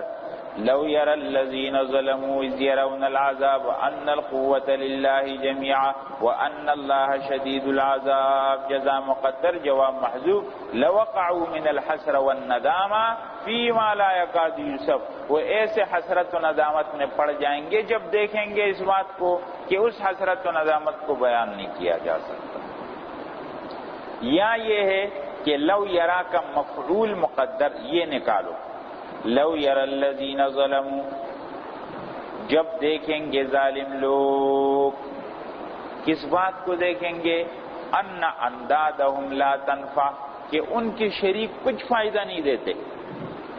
جب قیامت کے دن وہ دیکھ لیں گے اس بات کو کہ ان کے شریک کچھ فائدہ نہیں پہنچا رہے، لعلموا ان القوة للہ جميعا تو وہ جان لیں گے کہ سب کے سب قوت کس کی ہے؟ اللہ تعالیٰ کی ہے۔ وَلَوْ يَرَى الَّذِينَ ظَلَمُوا اگر دیکھ لیں ظالم لوگ اِذْ يَرَوْنَ الْعَذَابَ جب دیکھیں گے عذاب کو کہ ساری کی ساری قوت تو اللہ تعالیٰ کے لیے اور اللہ سخت سزا دینے والے ہیں، تو سخت حسرت اور ندامت میں پڑ جائیں گے۔ اِسْتَبَرَّأَ الَّذِينَ اتُّبِعُوا جب بیزار ہو جائیں گے ان کے وہ لوگ جن کی تابعداری کی گئی، لیڈر جب لیڈر بیزار ہو جائیں گے من الذین اتبعوا اپنے تابعداروں سے، اپنے پیروکاروں سے، ورأوا العذاب دیکھیں گے عذاب کو، وتقطعت بهم الاسباب اور کٹ جائیں گے ان کے وہ تعلقات اور اسباب التی کانوا یرجونها جس کے امیدوار تھے وہ سب ختم ہو جائیں گے۔ وقال الذین اتبعوا اور کہیں گے وہ تابعدار لوگ لو ان لنا کرۃ کاش کہ ہوتا ہمارے لیے لوٹنا دنیا کی طرف، فنتبرأ منہم تو ہم بھی ان سے ایسے براءت کا اعلان کرتے، کما تبرؤوا منا جیسا کہ انہوں نے ہم سے براءت کا اعلان کیا ہے، کذالک یریہم اللہ اعمالہم اسی طرح اللہ تعالیٰ دکھائیں گے ان کو ان کے اعمال، حسرات علیہم ان کی حسرت بڑھانے کے لیے ان پر۔ یہ یری کا مفعول لہو ہے حسرات، ارا یری یا یہ ہے ارا یری ہے، صحیح ہے، اللہ دکھائیں گے ان کو ان کے اعمال حسرات کے طور پر ان پر۔ وما هم بخارجین من النار اور یہ ہے نہیں نکلنے والے اس آگ سے۔ سورہ مائدہ کے اندر اس کی تشریح ہے، یریدون ان یخرجوا من النار وما هم بخارجین منها، یہ اس سے نکلنا چاہیں گے لیکن نکل نہیں سکیں گے۔ یہاں تک ایک بات ہو گئی حضرات، کیا بات؟ تدبیر منزل گھر کا نظام چلانے میں کیا بات کی ضرورت ہے؟ پہلے نمبر پر کسب رزق، رزق کی کمائی، لہذا رزق کماؤ، اللہ کی جو اللہ نے رزق پھیلایا تمہارے لیے کرو، لیکن اس میں خیال کرنا ہے کس کا؟ توحید کا، شرک سے بچنا۔ دوسری بات یہ ہے کہ کسب رزق کے اندر حلال اور حرام کا لحاظ کرو۔ حلال اور حرام میں کیا قانون ہوگا؟ معیار۔ حلال اور حرام کے اندر معیار اللہ کی بات معیار، جو اللہ حلال بتائے وہ حلال، جو اللہ حرام بتائے وہ حرام۔ اپنے آبا جاہل آبا کی تقلید کا اعتبار نہیں۔ یا ایھا الناس لوگو کلو کھاؤ مما فی الارض اس سے جو زمین میں ہے، حلالا طیبا حلال پاک، حلالا ما احلہ الشرع جس کو شریعت نے حلال کیا ہے وہ حلال ہے، اور طیبا ما لا یکون متعلقا به حق الغیر جس سے غیر کا حق متعلق نہ ہو، وہ کیا ہے؟ طیب ہے۔ حلال ما احلہ الشرع اور طیب ما لم یکن متعلقا به حق الغیر جس سے غیر کا حق متعلق نہ ہو۔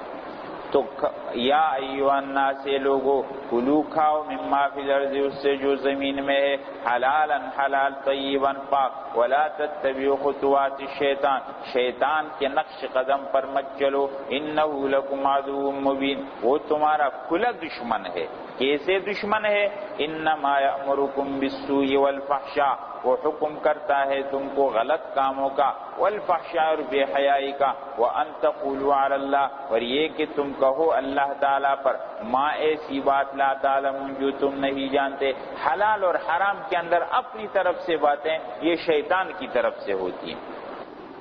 وَإِذَا قِيلَ لَهُمْ جب کہا جاتا ہے اتبعوا ان کو کہا جاتا ہے تابعداری کرو ما اس کی انزل اللہ جو اتارا ہے اللہ تعالیٰ نے، قالوا کہتے ہیں بل نتبعوا بلکہ ہم تابعداری کریں گے ما الفینا علیہ آباءنا جس پر پایا ہم نے اپنے باپ دادا کو۔ دیکھو یہ بات پھر آ گئی، باپ دادا کے نقش قدم پر چلنا کب ٹھیک نہیں ہے آگے۔ اولو کان آباؤہم کیا اگرچہ ان کے باپ دادا لا یعقلون سے ان سمجھتے ہوں کچھ، ولا یہتدون نہ ہدایت والے ہوں، باپ دادا جب علم اور ہدایت سے خالی ہوں تو نہیں ٹھیک ہے، صحیح بات ہے۔ جاہل آبا یا گمراہ آبا کے نقش قدم پر چلنا غلط ہے، یہ تقلیدی مضموم کا ذکر ہے۔ تقلیدی مضموم والی آیت کو تقلیدی محمود کے لیے فرق نہ پڑھنا یہ تحریف ہے۔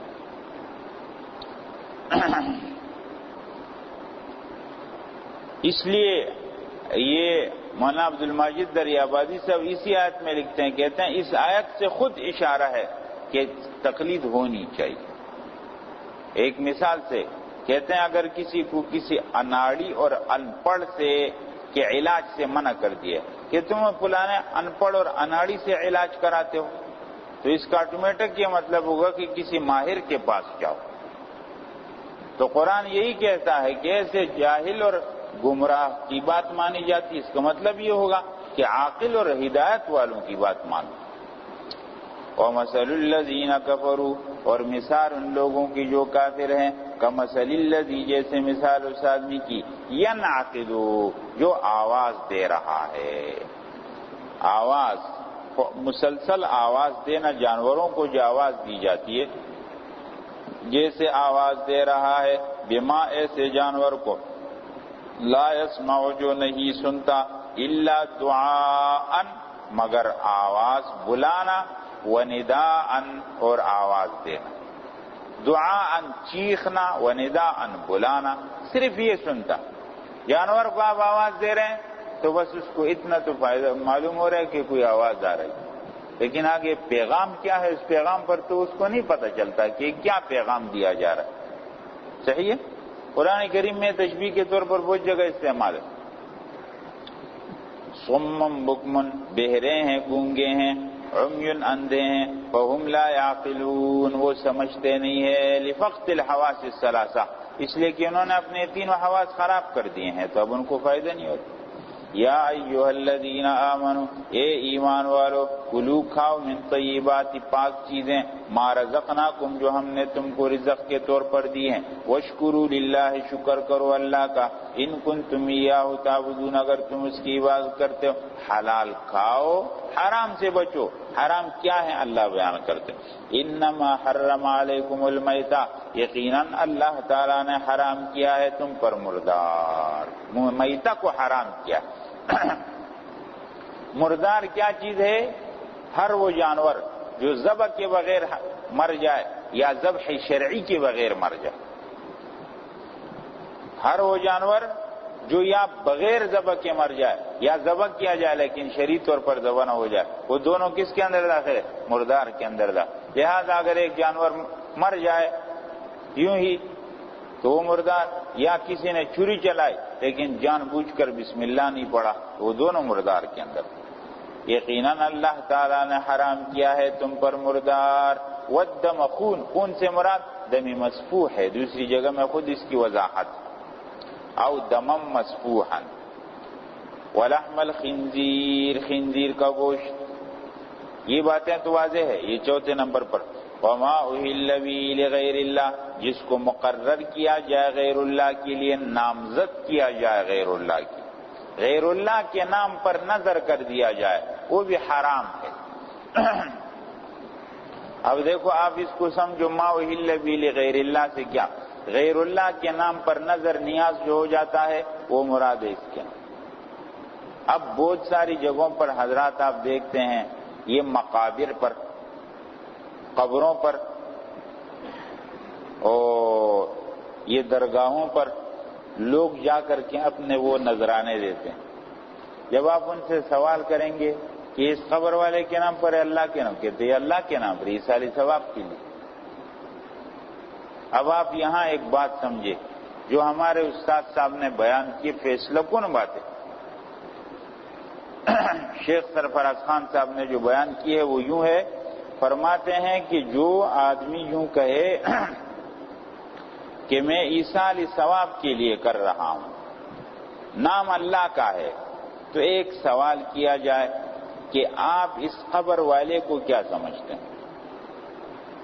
کیا یہ قبر والا نفع نقصان کا مالک ہے اور آپ یہ کر دیں گے تو یہ خوش ہو جائیں گے اور آپ کا فلانا کام ہو جائے گا؟ یا آپ کا یہ نظریہ ہے کہ وہ محتاج ہے، ہم یہ کر دیں گے تو اس کا ثواب اللہ کے پاس ہو جائے گا، اس کی روح کو فائدہ ہو جائے گا؟ عقیدہ کیا ہے؟ اگر کسی کا یہ عقیدہ ہے کہ یہ کرنے سے وہ خوش ہو جائے گا، میرا کام ہو جائے گا، تو یہ غیر اللہ کے نام پر نظر نیاز ہے، یہ ما اہل به لغیر اللہ، یہ حرام ہے۔ اور اگر قبر والے کو محتاج سمجھتا ہے پھر یہ کیا جائے تو یہ عیسائی ثواب ہے، پھر ٹھیک ہے۔ لیکن عیسائی ثواب میں دنوں کی تخصیص کرنا کہ تیسرا ہے، سویم ہے، چہلم ہے، پنجم ہے، ششم ہے، ہفتم ہے، پتہ نہیں کون کون سے ہیں اس کے اندر، 11ویں ہے، 12ویں ہے، تو یہ شریعت میں نہیں۔ اللہ تعالیٰ نے تو عام فرمایا، الذین ينفقون اموالهم باللیل والنہار سرا وعلانیۃ، جو رات کو کرتے ہیں، دن کو کرتے ہیں، چھپ کر کرتے ہیں، کھل کر کرتے ہیں، تو لہذا دنوں کی تخصیص کرنا وقت کی، تو یہ شریعت سے ثابت نہیں۔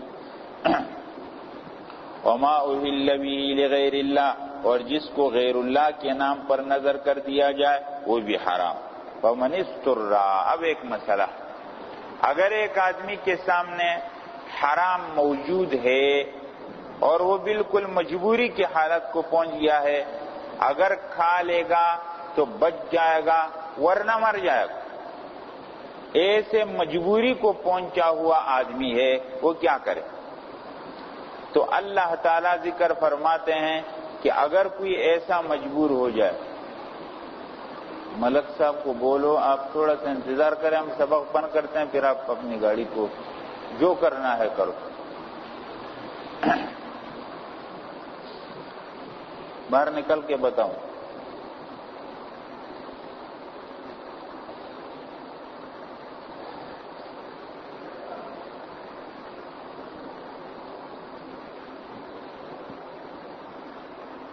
انما حرم علیکم المیتہ، یقیناً حرام کیا اللہ تعالیٰ نے تم پر مردار، والدم خون، ولحم الخنزیر، خنزیر کا گوشت، وما اہل بہ لغیر اللہ، اور جس کو غیر اللہ کے نام پر نامزد کیا جائے، مقرر کر دیا جائے۔ اب سنو یہاں پر بات، غیر اللہ کے نام پر نامزد ہے، یہ حرام چیزیں ہیں۔ یہ حصر انما کا حصر حقیقی نہیں ہے بلکہ حصر اضافی ہے۔ کیا مطلب؟ یہی چار چیزیں تو حرام نہیں ہے، اس کے علاوہ بھی حرام چیزیں ہیں۔ اس کو حصر اضافی کہتے ہیں کہ بعض کی نسبت میں آ جائے، بعض چیزوں کا ذکر آ جائے، تو یہ کل محرمات کا ذکر نہیں ہے، کل محرمات اور بھی ہیں، اس کے علاوہ بھی ہیں، یہ حصر اضافی ہے، بعض چیزوں کا ذکر۔ یہ محرم اور حرام چیزیں اگر کسی کے سامنے ہیں، لیکن ایک آدمی مجبوری کو پہنچا ہوا ہے، مجبوری کی حالت میں ہے، کیا مجبوری کی حالت میں ان حرام چیزوں کا استعمال جائز ہوگا یا نہیں ہوگا؟ مر رہا ہے، اگر کھا لے گا تو بچ جائے گا ورنہ تو مر جائے گا، کیا ایسی مجبوری میں اجازت ہے؟ نہیں ہے۔ تو اللہ تعالیٰ اس کی اجازت دیتے ہیں لیکن دو شرطوں کے ساتھ، دو شرطیں۔ پہلی شرط یہ ہے کہ مزہ لینے کے لیے دل سے چاہنے والا نہ ہو مجبوری سے، اور نمبر دو حد سے بڑھنے والا نہ ہو، اتنے مقدار میں استعمال کرے کہ اس کی جان بچ جائے، اگر اس کی جان 2 لقموں سے بچتی ہے تو تیسرا لقمہ پھر حرام، اگر اس کی جان 3 گھونٹ سے بچتی ہے، اس کی جان میں جان آ گئی تو آگے گھونٹ پھر حرام، لہذا 2 شرطوں کے ساتھ اجازت ہے۔ فمن اضطر، اگر مجبور ہو جائے کوئی آدمی، غیر باغ، اس حال میں کہ دل سے چاہنے والا نہ ہو، پہلی شرط، ولا عاد، نہ حد سے بڑھنے والا ہو، دوسری شرط، فلا اثم علیہ، تو ایسے آدمی پر کوئی گناہ نہیں، ان اللہ غفور رحیم، یقیناً اللہ غفور رحیم ہے۔ دیکھو جو پہلے اصول اللہ نے بیان کیے، وہاں بھی ان الذین یکتمون آیا، یہاں پھر ان الذین یکتمون آیا، وہ تہذیب الاخلاق سے متعلق، یہ تدبیر منزل سے متعلق، جو ان اصول کو چھپائے۔ ان الذین یکتمون ما انزل اللہ، یقیناً وہ لوگ جو چھپاتے ہیں اس بات کو جو اتاری اللہ تعالیٰ نے من الکتاب، کتاب سے، وَيَشْتَرُونَ بِهِ ثَمَنًا قَلِيلًا، اور لیتے ہیں اس کے بدلے میں پیسے تھوڑے۔ یہ دیکھو پیسے لینے کا تعلق کتمان سے ہے، تعلیم سے نہیں ہے کہ تعلیم پر پیسے لیتے ہیں، بلکہ کتمان پر پیسے لیتے ہیں کہ اللہ کی آیتوں کو چھپا کر کے پیسے لیتے ہیں۔ اولئک ما یاکلون فی بطونہم، یہ لوگ نہیں کھاتے اپنے پیٹوں میں مگر آگ، ولا یکلمہم اللہ، نہیں بات کریں گے اللہ تعالیٰ ان سے، بات نہیں کریں گے اللہ سے۔ قرآن میں تو ہے کہ اللہ فرمائیں گے اخسؤوا فیہا ولا تکلمون، جلو اس کے اندر بات مت کرو، اور یہاں ہے کہ بات نہیں کریں گے۔ لا یکلمہم کلام الرحمہ، رحمت والا کلام نہیں کریں گے، عذاب والا تو کلام کریں گے لیکن رحمت والا کلام نہیں کریں گے۔ قیامت کے دن ولا یزکیہم، نہ اللہ ان کو پاک کریں گے، ولہم عذاب علیم، ان کے لیے تکلیف والا عذاب ہے۔ اولئک الذین، یہ لوگ ہیں، اشتروا الضلال، جنہوں نے لے لیا گمراہی کو، بالہدی، ہدایت کے بدلے میں، اور عذاب کو لے لیا مغفرت کے بدلے میں۔ دنیا میں انہوں نے گمراہی کو لیا اور آخرت میں کیا لیا؟ عذاب لیا ہے۔ فما اصبرہم علی النار، تو کیا ہی صبر کرنے والے ہیں آگ پر، تعجب کا صیغہ ہے، ما افعلہ، فما اصبرهم علی النار، کیا ہی صبر کرنے والے ہیں آگ پر، ذالک اس وجہ سے، بأن اللہ نزل الکتاب، کہ اتاری اللہ تعالیٰ نے کتاب بالحق، حق کے ساتھ، وإن الذین اختلفوا، اور وہ لوگ جنہوں نے اختلاف کیا ہے کتاب میں، لفی شقاق بعید، دور کی گمراہی میں پڑے ہیں۔ حضرات تدبیر منزل سے متعلق کتنے اصول بیان ہو گئے؟ 2۔ نمبر 1 کسب رزق، اور نمبر 2 رزق میں حلال حرام کا خیال۔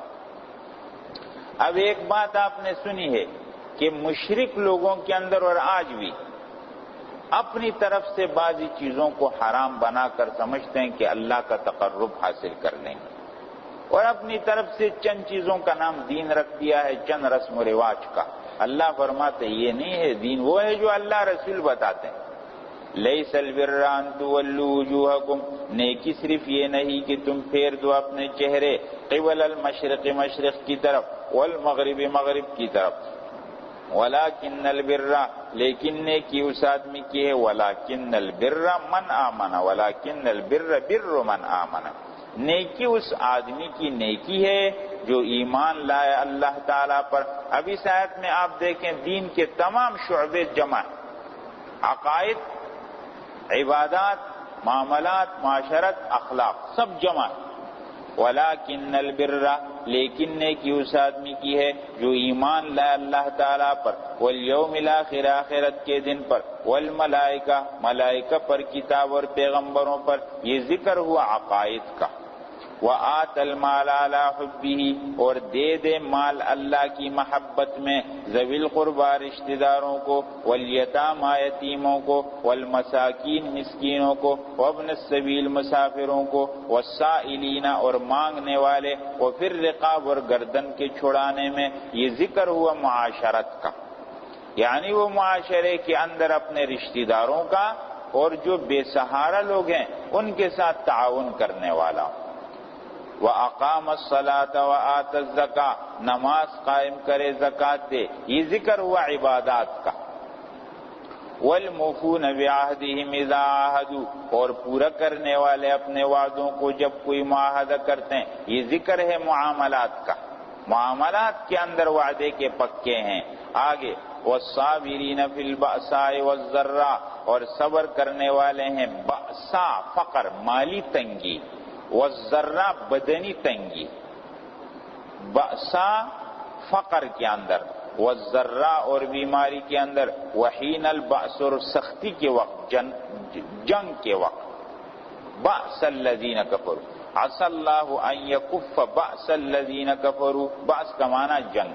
تو یہ بات ہو گئی اخلاق کی۔ تو آپ دیکھیں 5 شعبے اس میں، من آمن باللہ عقائد، وآت المال معاشرت، وأقام الصلاة عبادات، والموفون بعهدهم معاملات، والصابرین فی البأساء اخلاق۔ ایک آیت کے اندر دین کے تمام شعبے جمع ہیں۔ اولئک الذین صدقوا، یہ لوگ ہیں سچے اپنے ایمان میں جو دین کے تمام شعبوں پر چلتے ہیں۔ اولئک هم المتقون، اور یہی لوگ متقی اور پرہیزگار ہیں۔ علامہ آلوسی رحمہ اللہ روح المعانی میں اس آیت پر یہ بات لکھتے ہیں، لعمری من عمل بهذه الآیہ فقد استکمل الایمان ونال اقصى مراتب الایقان، جو صرف اس آیت پر عمل کر لے اس نے اپنے ایمان کو پورا کر لیا، اس لیے کہ دین کے سب شعبے اس آیت کے اندر آ گئے۔ یہاں تک بات ہو گئی، 2 شعبے ہوئے ہیں۔ اب تیسری بات ہے کہ اپنے معاشرے کے اندر انصاف پیدا کرو۔ جھگڑا ہوتا ہے تو بس انصاف کا فیصلہ ہونا چاہیے، اگر کوئی ناحق قتل کرے اس کو قصاص ہونا چاہیے۔ تدبیر منزل کا قانون ہے کہ معاشرے کے اندر کیا عام کرو؟ انصاف عام کرو۔ یا ایھا الذین آمنوا، اے ایمان والو، کتب علیکم القصاص، فرض کیا گیا ہے تم پر قصاص اور برابری کو، قصاص برابری، فی القتل قتل مقتولوں کے اندر، الحر بالحر آزاد آزاد کے بدلے میں، والعبد بالعبد غلام غلام کے بدلے میں، والانثى بالانثى اور عورت عورت کے بدلے میں۔ آیت کو سمجھو کیا مطلب ہے؟ آزاد آزاد کے بدلے میں، لیکن اگر آزاد نے غلام کو مارا تو کیا نہیں مارا جائے؟ اور غلام غلام کے بدلے میں، لیکن اگر غلام نے آزاد کو مارا پھر، اور عورت عورت کے بدلے میں لیکن عورت نے مرد کو مارا پھر، اصل میں یہ ایک ظالمانہ رواج کا ذکر ہے اس کے اندر۔ عرب میں یہ دستور تھا کہ کوئی طاقتور قبیلے کا اگر عورت ماری جاتی تو وہ دوسرے کا مرد مارتا، ان کا غلام مارا جاتا تو یہ ان کا آزاد مارتا۔ یہ عام قانون نہیں، یہ اس ظالمانہ قانون کا ذکر ہے۔ اللہ فرماتے ہیں ایسا نہیں، تمہارے غلام کو جب کسی غلام نے مارا ہے تو مقابلے میں اس غلام کو قصاص ہونا چاہیے۔ باقی عام قانون کیا ہے؟ پارہ نمبر 6 سورہ مائدہ کے اندر اس کا ذکر ہے، وَكَتَبْنَا عَلَيْهِمْ فِيهَا أَنَّ النَّفْسَ بِالنَّفْسِ، نفس نفس کے بدلے میں، لہذا جو قاتل ہو اسی قاتل کو مارا جائے۔ وَمَنْ عُفِيَ لَهُ مِنْ أَخِيهِ، اب اگر کسی نے قتل کیا اور مقتول کے وارث آ گئے اور انہوں نے کہا کہ ہم نے قاتل کو معاف کر دیا، تو ٹھیک ہے، قصاص کے بدلے میں اگر وہ دیت لیتے ہیں تو ان کی مرضی ہے، یہ ہو سکتا۔ فَمَنْ عُفِيَ لَهُ، جس قاتل کو معافی ہو جائے، من اخیہ، اس کے مقتول بھائی کی طرف سے، شیء کچھ، فاتباع بالمعروف، تو اس کی پیروی کرنی ہے اچھے طریقے پر، واداء الیہ باحسان، اور ادا کرنا ہے اس کی طرف اچھے طریقے سے۔ کیا مطلب؟ اگر قتل ہو گیا، ایک آدمی نے قتل کیا اور مقتول کے وارثوں نے قصاص معاف کر دیا، دیت آ گئی، تو اب کیا کرنا چاہیے؟ مقتول کے وارث صحیح طریقے سے ان سے مطالبہ کرے، ان کی بے عزتی نہ کرے، ان کے دوسرے خاندان والوں کو تنگ نہ کرے، اور یہ قاتل کے ورثاء کو چاہے کہ صحیح طریقے پر دیت ان کو ادا کرے، خواہ مخواہ میں ٹال مٹول نہ کرے۔ دونوں باتیں۔ ذالک تخفیف من ربکم، یہ تخفیف ہے تمہارے رب کی طرف سے اور رحمت ہے۔ فمن اعتدی بعد ذالک، جس نے حد سے تجاوز کیا اس کے بعد تو اس کے لیے تکلیف والا عذاب ہے۔ حد سے تجاوز کا کیا مطلب؟ کہ پہلے دیت لے لی اور بعد میں قاتل کو قتل بھی کر دیا، یا حد سے تجاوز یہ ہے کہ قتل کس نے کیا اور ہٹ کر کسی اور کو غیر قصوروار آدمی کو قتل کر دیا، یہ حد سے بڑھنا۔ وَلَكُمْ فِي الْقِصَاصِ حَيَاتٌ، تمہارے لیے قصاص میں زندگی ہے اے عقل والو، تاکہ تم تقوادار بن جاؤ۔ قصاص کا قانون اگر آ جائے تو لوگوں کی زندگی محفوظ ہو جائے گی۔ کیوں؟ اگر ایک آدمی قتل کرنے کے ارادے سے اٹھے گا لیکن اس کے دماغ میں یہ بات پہلے سے ہے کہ بدلے میں مارا جاؤں گا، تو وہ رک جائے گا، تو اس آدمی کی زندگی محفوظ ہو گئی۔ اور اگر اس نے قتل کر دیا اور بدلے میں اسی قاتل کو مار دیا تو باقی لوگ پرامن ہو گئے نہیں، اور اگر اس قاتل کو نہ مارا جائے تو اس کے رشتہ دار اٹھ کر اس کے کسی اور رشتہ دار کو ماریں گے، یہ اٹھ کر اور کو ماریں گے، کتنی جانیں ضائع ہو جائیں گی۔ لیکن اگر قصاص کا قانون آتا ہے تو لوگوں کی زندگی بچ جائے گی۔ اللہ فرماتے وَلَكُمْ فِي الْقِصَاصِ حَيَاتٌ، تمہارے لیے قصاص میں زندگی عقل والو، لَعَلَّكُمْ تَتَّقُونَ، تاکہ تم ڈر جاؤ۔ آگے ایک اور قانون ہے، کیا؟ دیکھو، قصاص کا قانون تو تم لاؤ گے قتل کے بعد۔ قصاص کا قانون تو کب چلے گا؟ قتل کے بعد۔ جب کسی نے ناحق قتل کیا تو بدلے میں اس قاتل کو مارا جائے گا۔ لیکن حضرات، قتل کی نوبت کیوں آتی ہے جب ظلم شروع ہوتا ہے؟ قتل کی نوبت کیوں آتی ہے؟ جب ظلم شروع ہوتا ہے، حقدار کو اس کا حق نہیں ملتا، وہ مجبور ہو کر ہتھیار اٹھاتا ہے اور قتل کر دیتا۔ اس لیے فرمایا ایسا مت کرو، حقدار کو اس کا حق پہنچا دو اس سے پہلے کہ وہ مجبور ہو کر ہتھیار کی طرف جائے۔ حقداروں کو ان کا حق مل جائے۔ معاشرے میں جتنے افراد ہیں ہر حقدار کو اس کا حق پہنچا دیے۔ کتب علیکم، فرض کیا گیا ہے تم پر، اذا حضر احدکم الموت، جب حاضر ہو جائے تم میں سے کسی ایک کو موت، ان ترک خیرا، اگر اس نے چھوڑا ہو مال، خیر بمانا مال، انہ لحب الخیر لشدید، خیر کے معنی مال ہے۔ ان ترک خیرا، اگر چھوڑا ہو مال تو اس پر لازم ہے الوصیت، وصیت کرنا، للوالدین، رشتہ داروں کے لیے، والوالدین کے لیے، والاقربین، رشتہ داروں کے لیے، بالمعروف، انصاف کے مطابق۔ کیا مطلب؟ جب ایک آدمی مرنے لگے اور اس کا مال ہے تو وصیت کر جائے کہ دیکھو میرا یہ مال شریعت کے مطابق تقسیم کر دے، یا میرے والدین کو اتنا دے دو اور میرے فلانے رشتہ داروں کو اتنا دے دو۔ آیت کے دو معنی ہیں، ایک صورت میں یہ منسوخ ہے، ایک صورت میں نہیں منسوخ۔ اگر آیت کا معنی یہ ہے کہ تم پر موت کے وقت واجب ہے، لازم ہے وصیت کرنا اپنے رشتہ داروں کے لیے، والدین کے لیے، یہ معنی تو یہ منسوخ ہے، کیونکہ وارث کے لیے وصیت جائز نہیں۔ اور اگر آیت کا یہ معنی کہ مرتے کو یہ وصیت کرے کہ میرے مال کو شریعت کے مطابق، قانونی وراثت کے مطابق تقسیم کرو، تو یہ آیت آج بھی باقی ہے۔ پھر حقا علی المتقین، لازم ہے متقی لوگوں پر۔ اب دیکھو وصیت لازم، حدیث شریف میں مسلمان پر کوئی حق ہو تو یہ نہیں ہونا چاہیے کہ اس پر 3 راتیں بھی گزر جائے اور اس نے اپنے وصیت نامہ نہ لکھا ہو۔ اپنا وصیت نامہ لکھنا چاہیے، میرے اوپر اتنا قرضہ ہے فلانے کا، یہ ہر وقت لکھنا چاہیے، اور میرا کسی کے اوپر اتنا حق ہے، یہ ہر وقت۔ موت کا کچھ پتہ نہیں ہوتا، کتنے لوگ ہیں کہ ان کا انتقال ہوا ہے اور موت کے بعد ان کے رشتہ داروں کے لیے اور احباب کے لیے مصیبت بن گئی ہے۔ ان کا کسی پر حق تھا، انہوں نے آ کر کہہ دیا کہ ہم نے تو ادا کر دیا تھا ان کا حق، اور جن کا ان پر حق تھا وہ مرنے کے بعد آئے اور ڈبل بتانے لگے کہ میرا اتنا تھا، میرا اتنا تھا، اور اس نے لکھا کچھ نہیں تھا، تو پیچھے وارثوں کے لیے مسئلہ کھڑا ہو۔ اس لیے لازم ہے کہ وصیت لکھے اپنے پاس۔ آپ کا 10 روپے بھی کسی پر قرضہ ہے لکھ دو، آپ پر 10 روپے کسی کا قرضہ ہے لکھ دو، اپنے معاملات صاف رکھنا چاہیے۔ اب ایک آدمی نے وصیت کی اور وصیت اس نے حق وصیت کی، ٹھیک بات کی وصیت کی، لیکن بعد میں وارثوں نے ان وصیت پر عمل نہیں کیا اور غلط کام کر دیا، تو وہ گناہ ان لوگوں پر ہوگا، اس مرنے والے پر کوئی، اس نے اپنا ذمہ فارغ کر دیا۔ فَمَن بَدَّلَهُ بَعْدَ مَا سَمِعَهُ، جس نے بدل دیا اس وصیت کو سننے کے بعد، فَإِنَّمَا اسْمُهُ عَلَى الَّذِينَ يُبَدِّلُونَ، تو اس کا گناہ ان لوگوں پر ہے جو اس کو بدلتے ہیں۔ إِنَّ اللَّهَ سَمِيعٌ عَلِيمٌ، یقیناً اللہ تعالیٰ سننے جاننے والے۔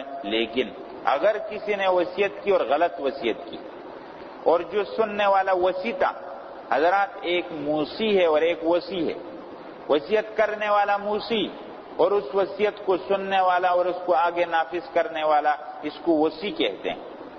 اگر اس وصیت سننے والے نے اس کی وصیت سنی جو شریعت کے خلاف وصیت کر رہا تھا، اس نے مرنے کے بعد اس پر عمل تو کیا، لیکن شریعت کے دائرے میں اس کی وصیت پر صحیح عمل نہیں کیا ہے، کیونکہ اس کی وصیت میں کچھ غلطیاں تھیں، وہ غلطیوں کو اس نے نہیں چلا، یہ تبدیلی کرنا اس وصی کے لیے جائز ہے، اس پر کچھ گناہ نہیں۔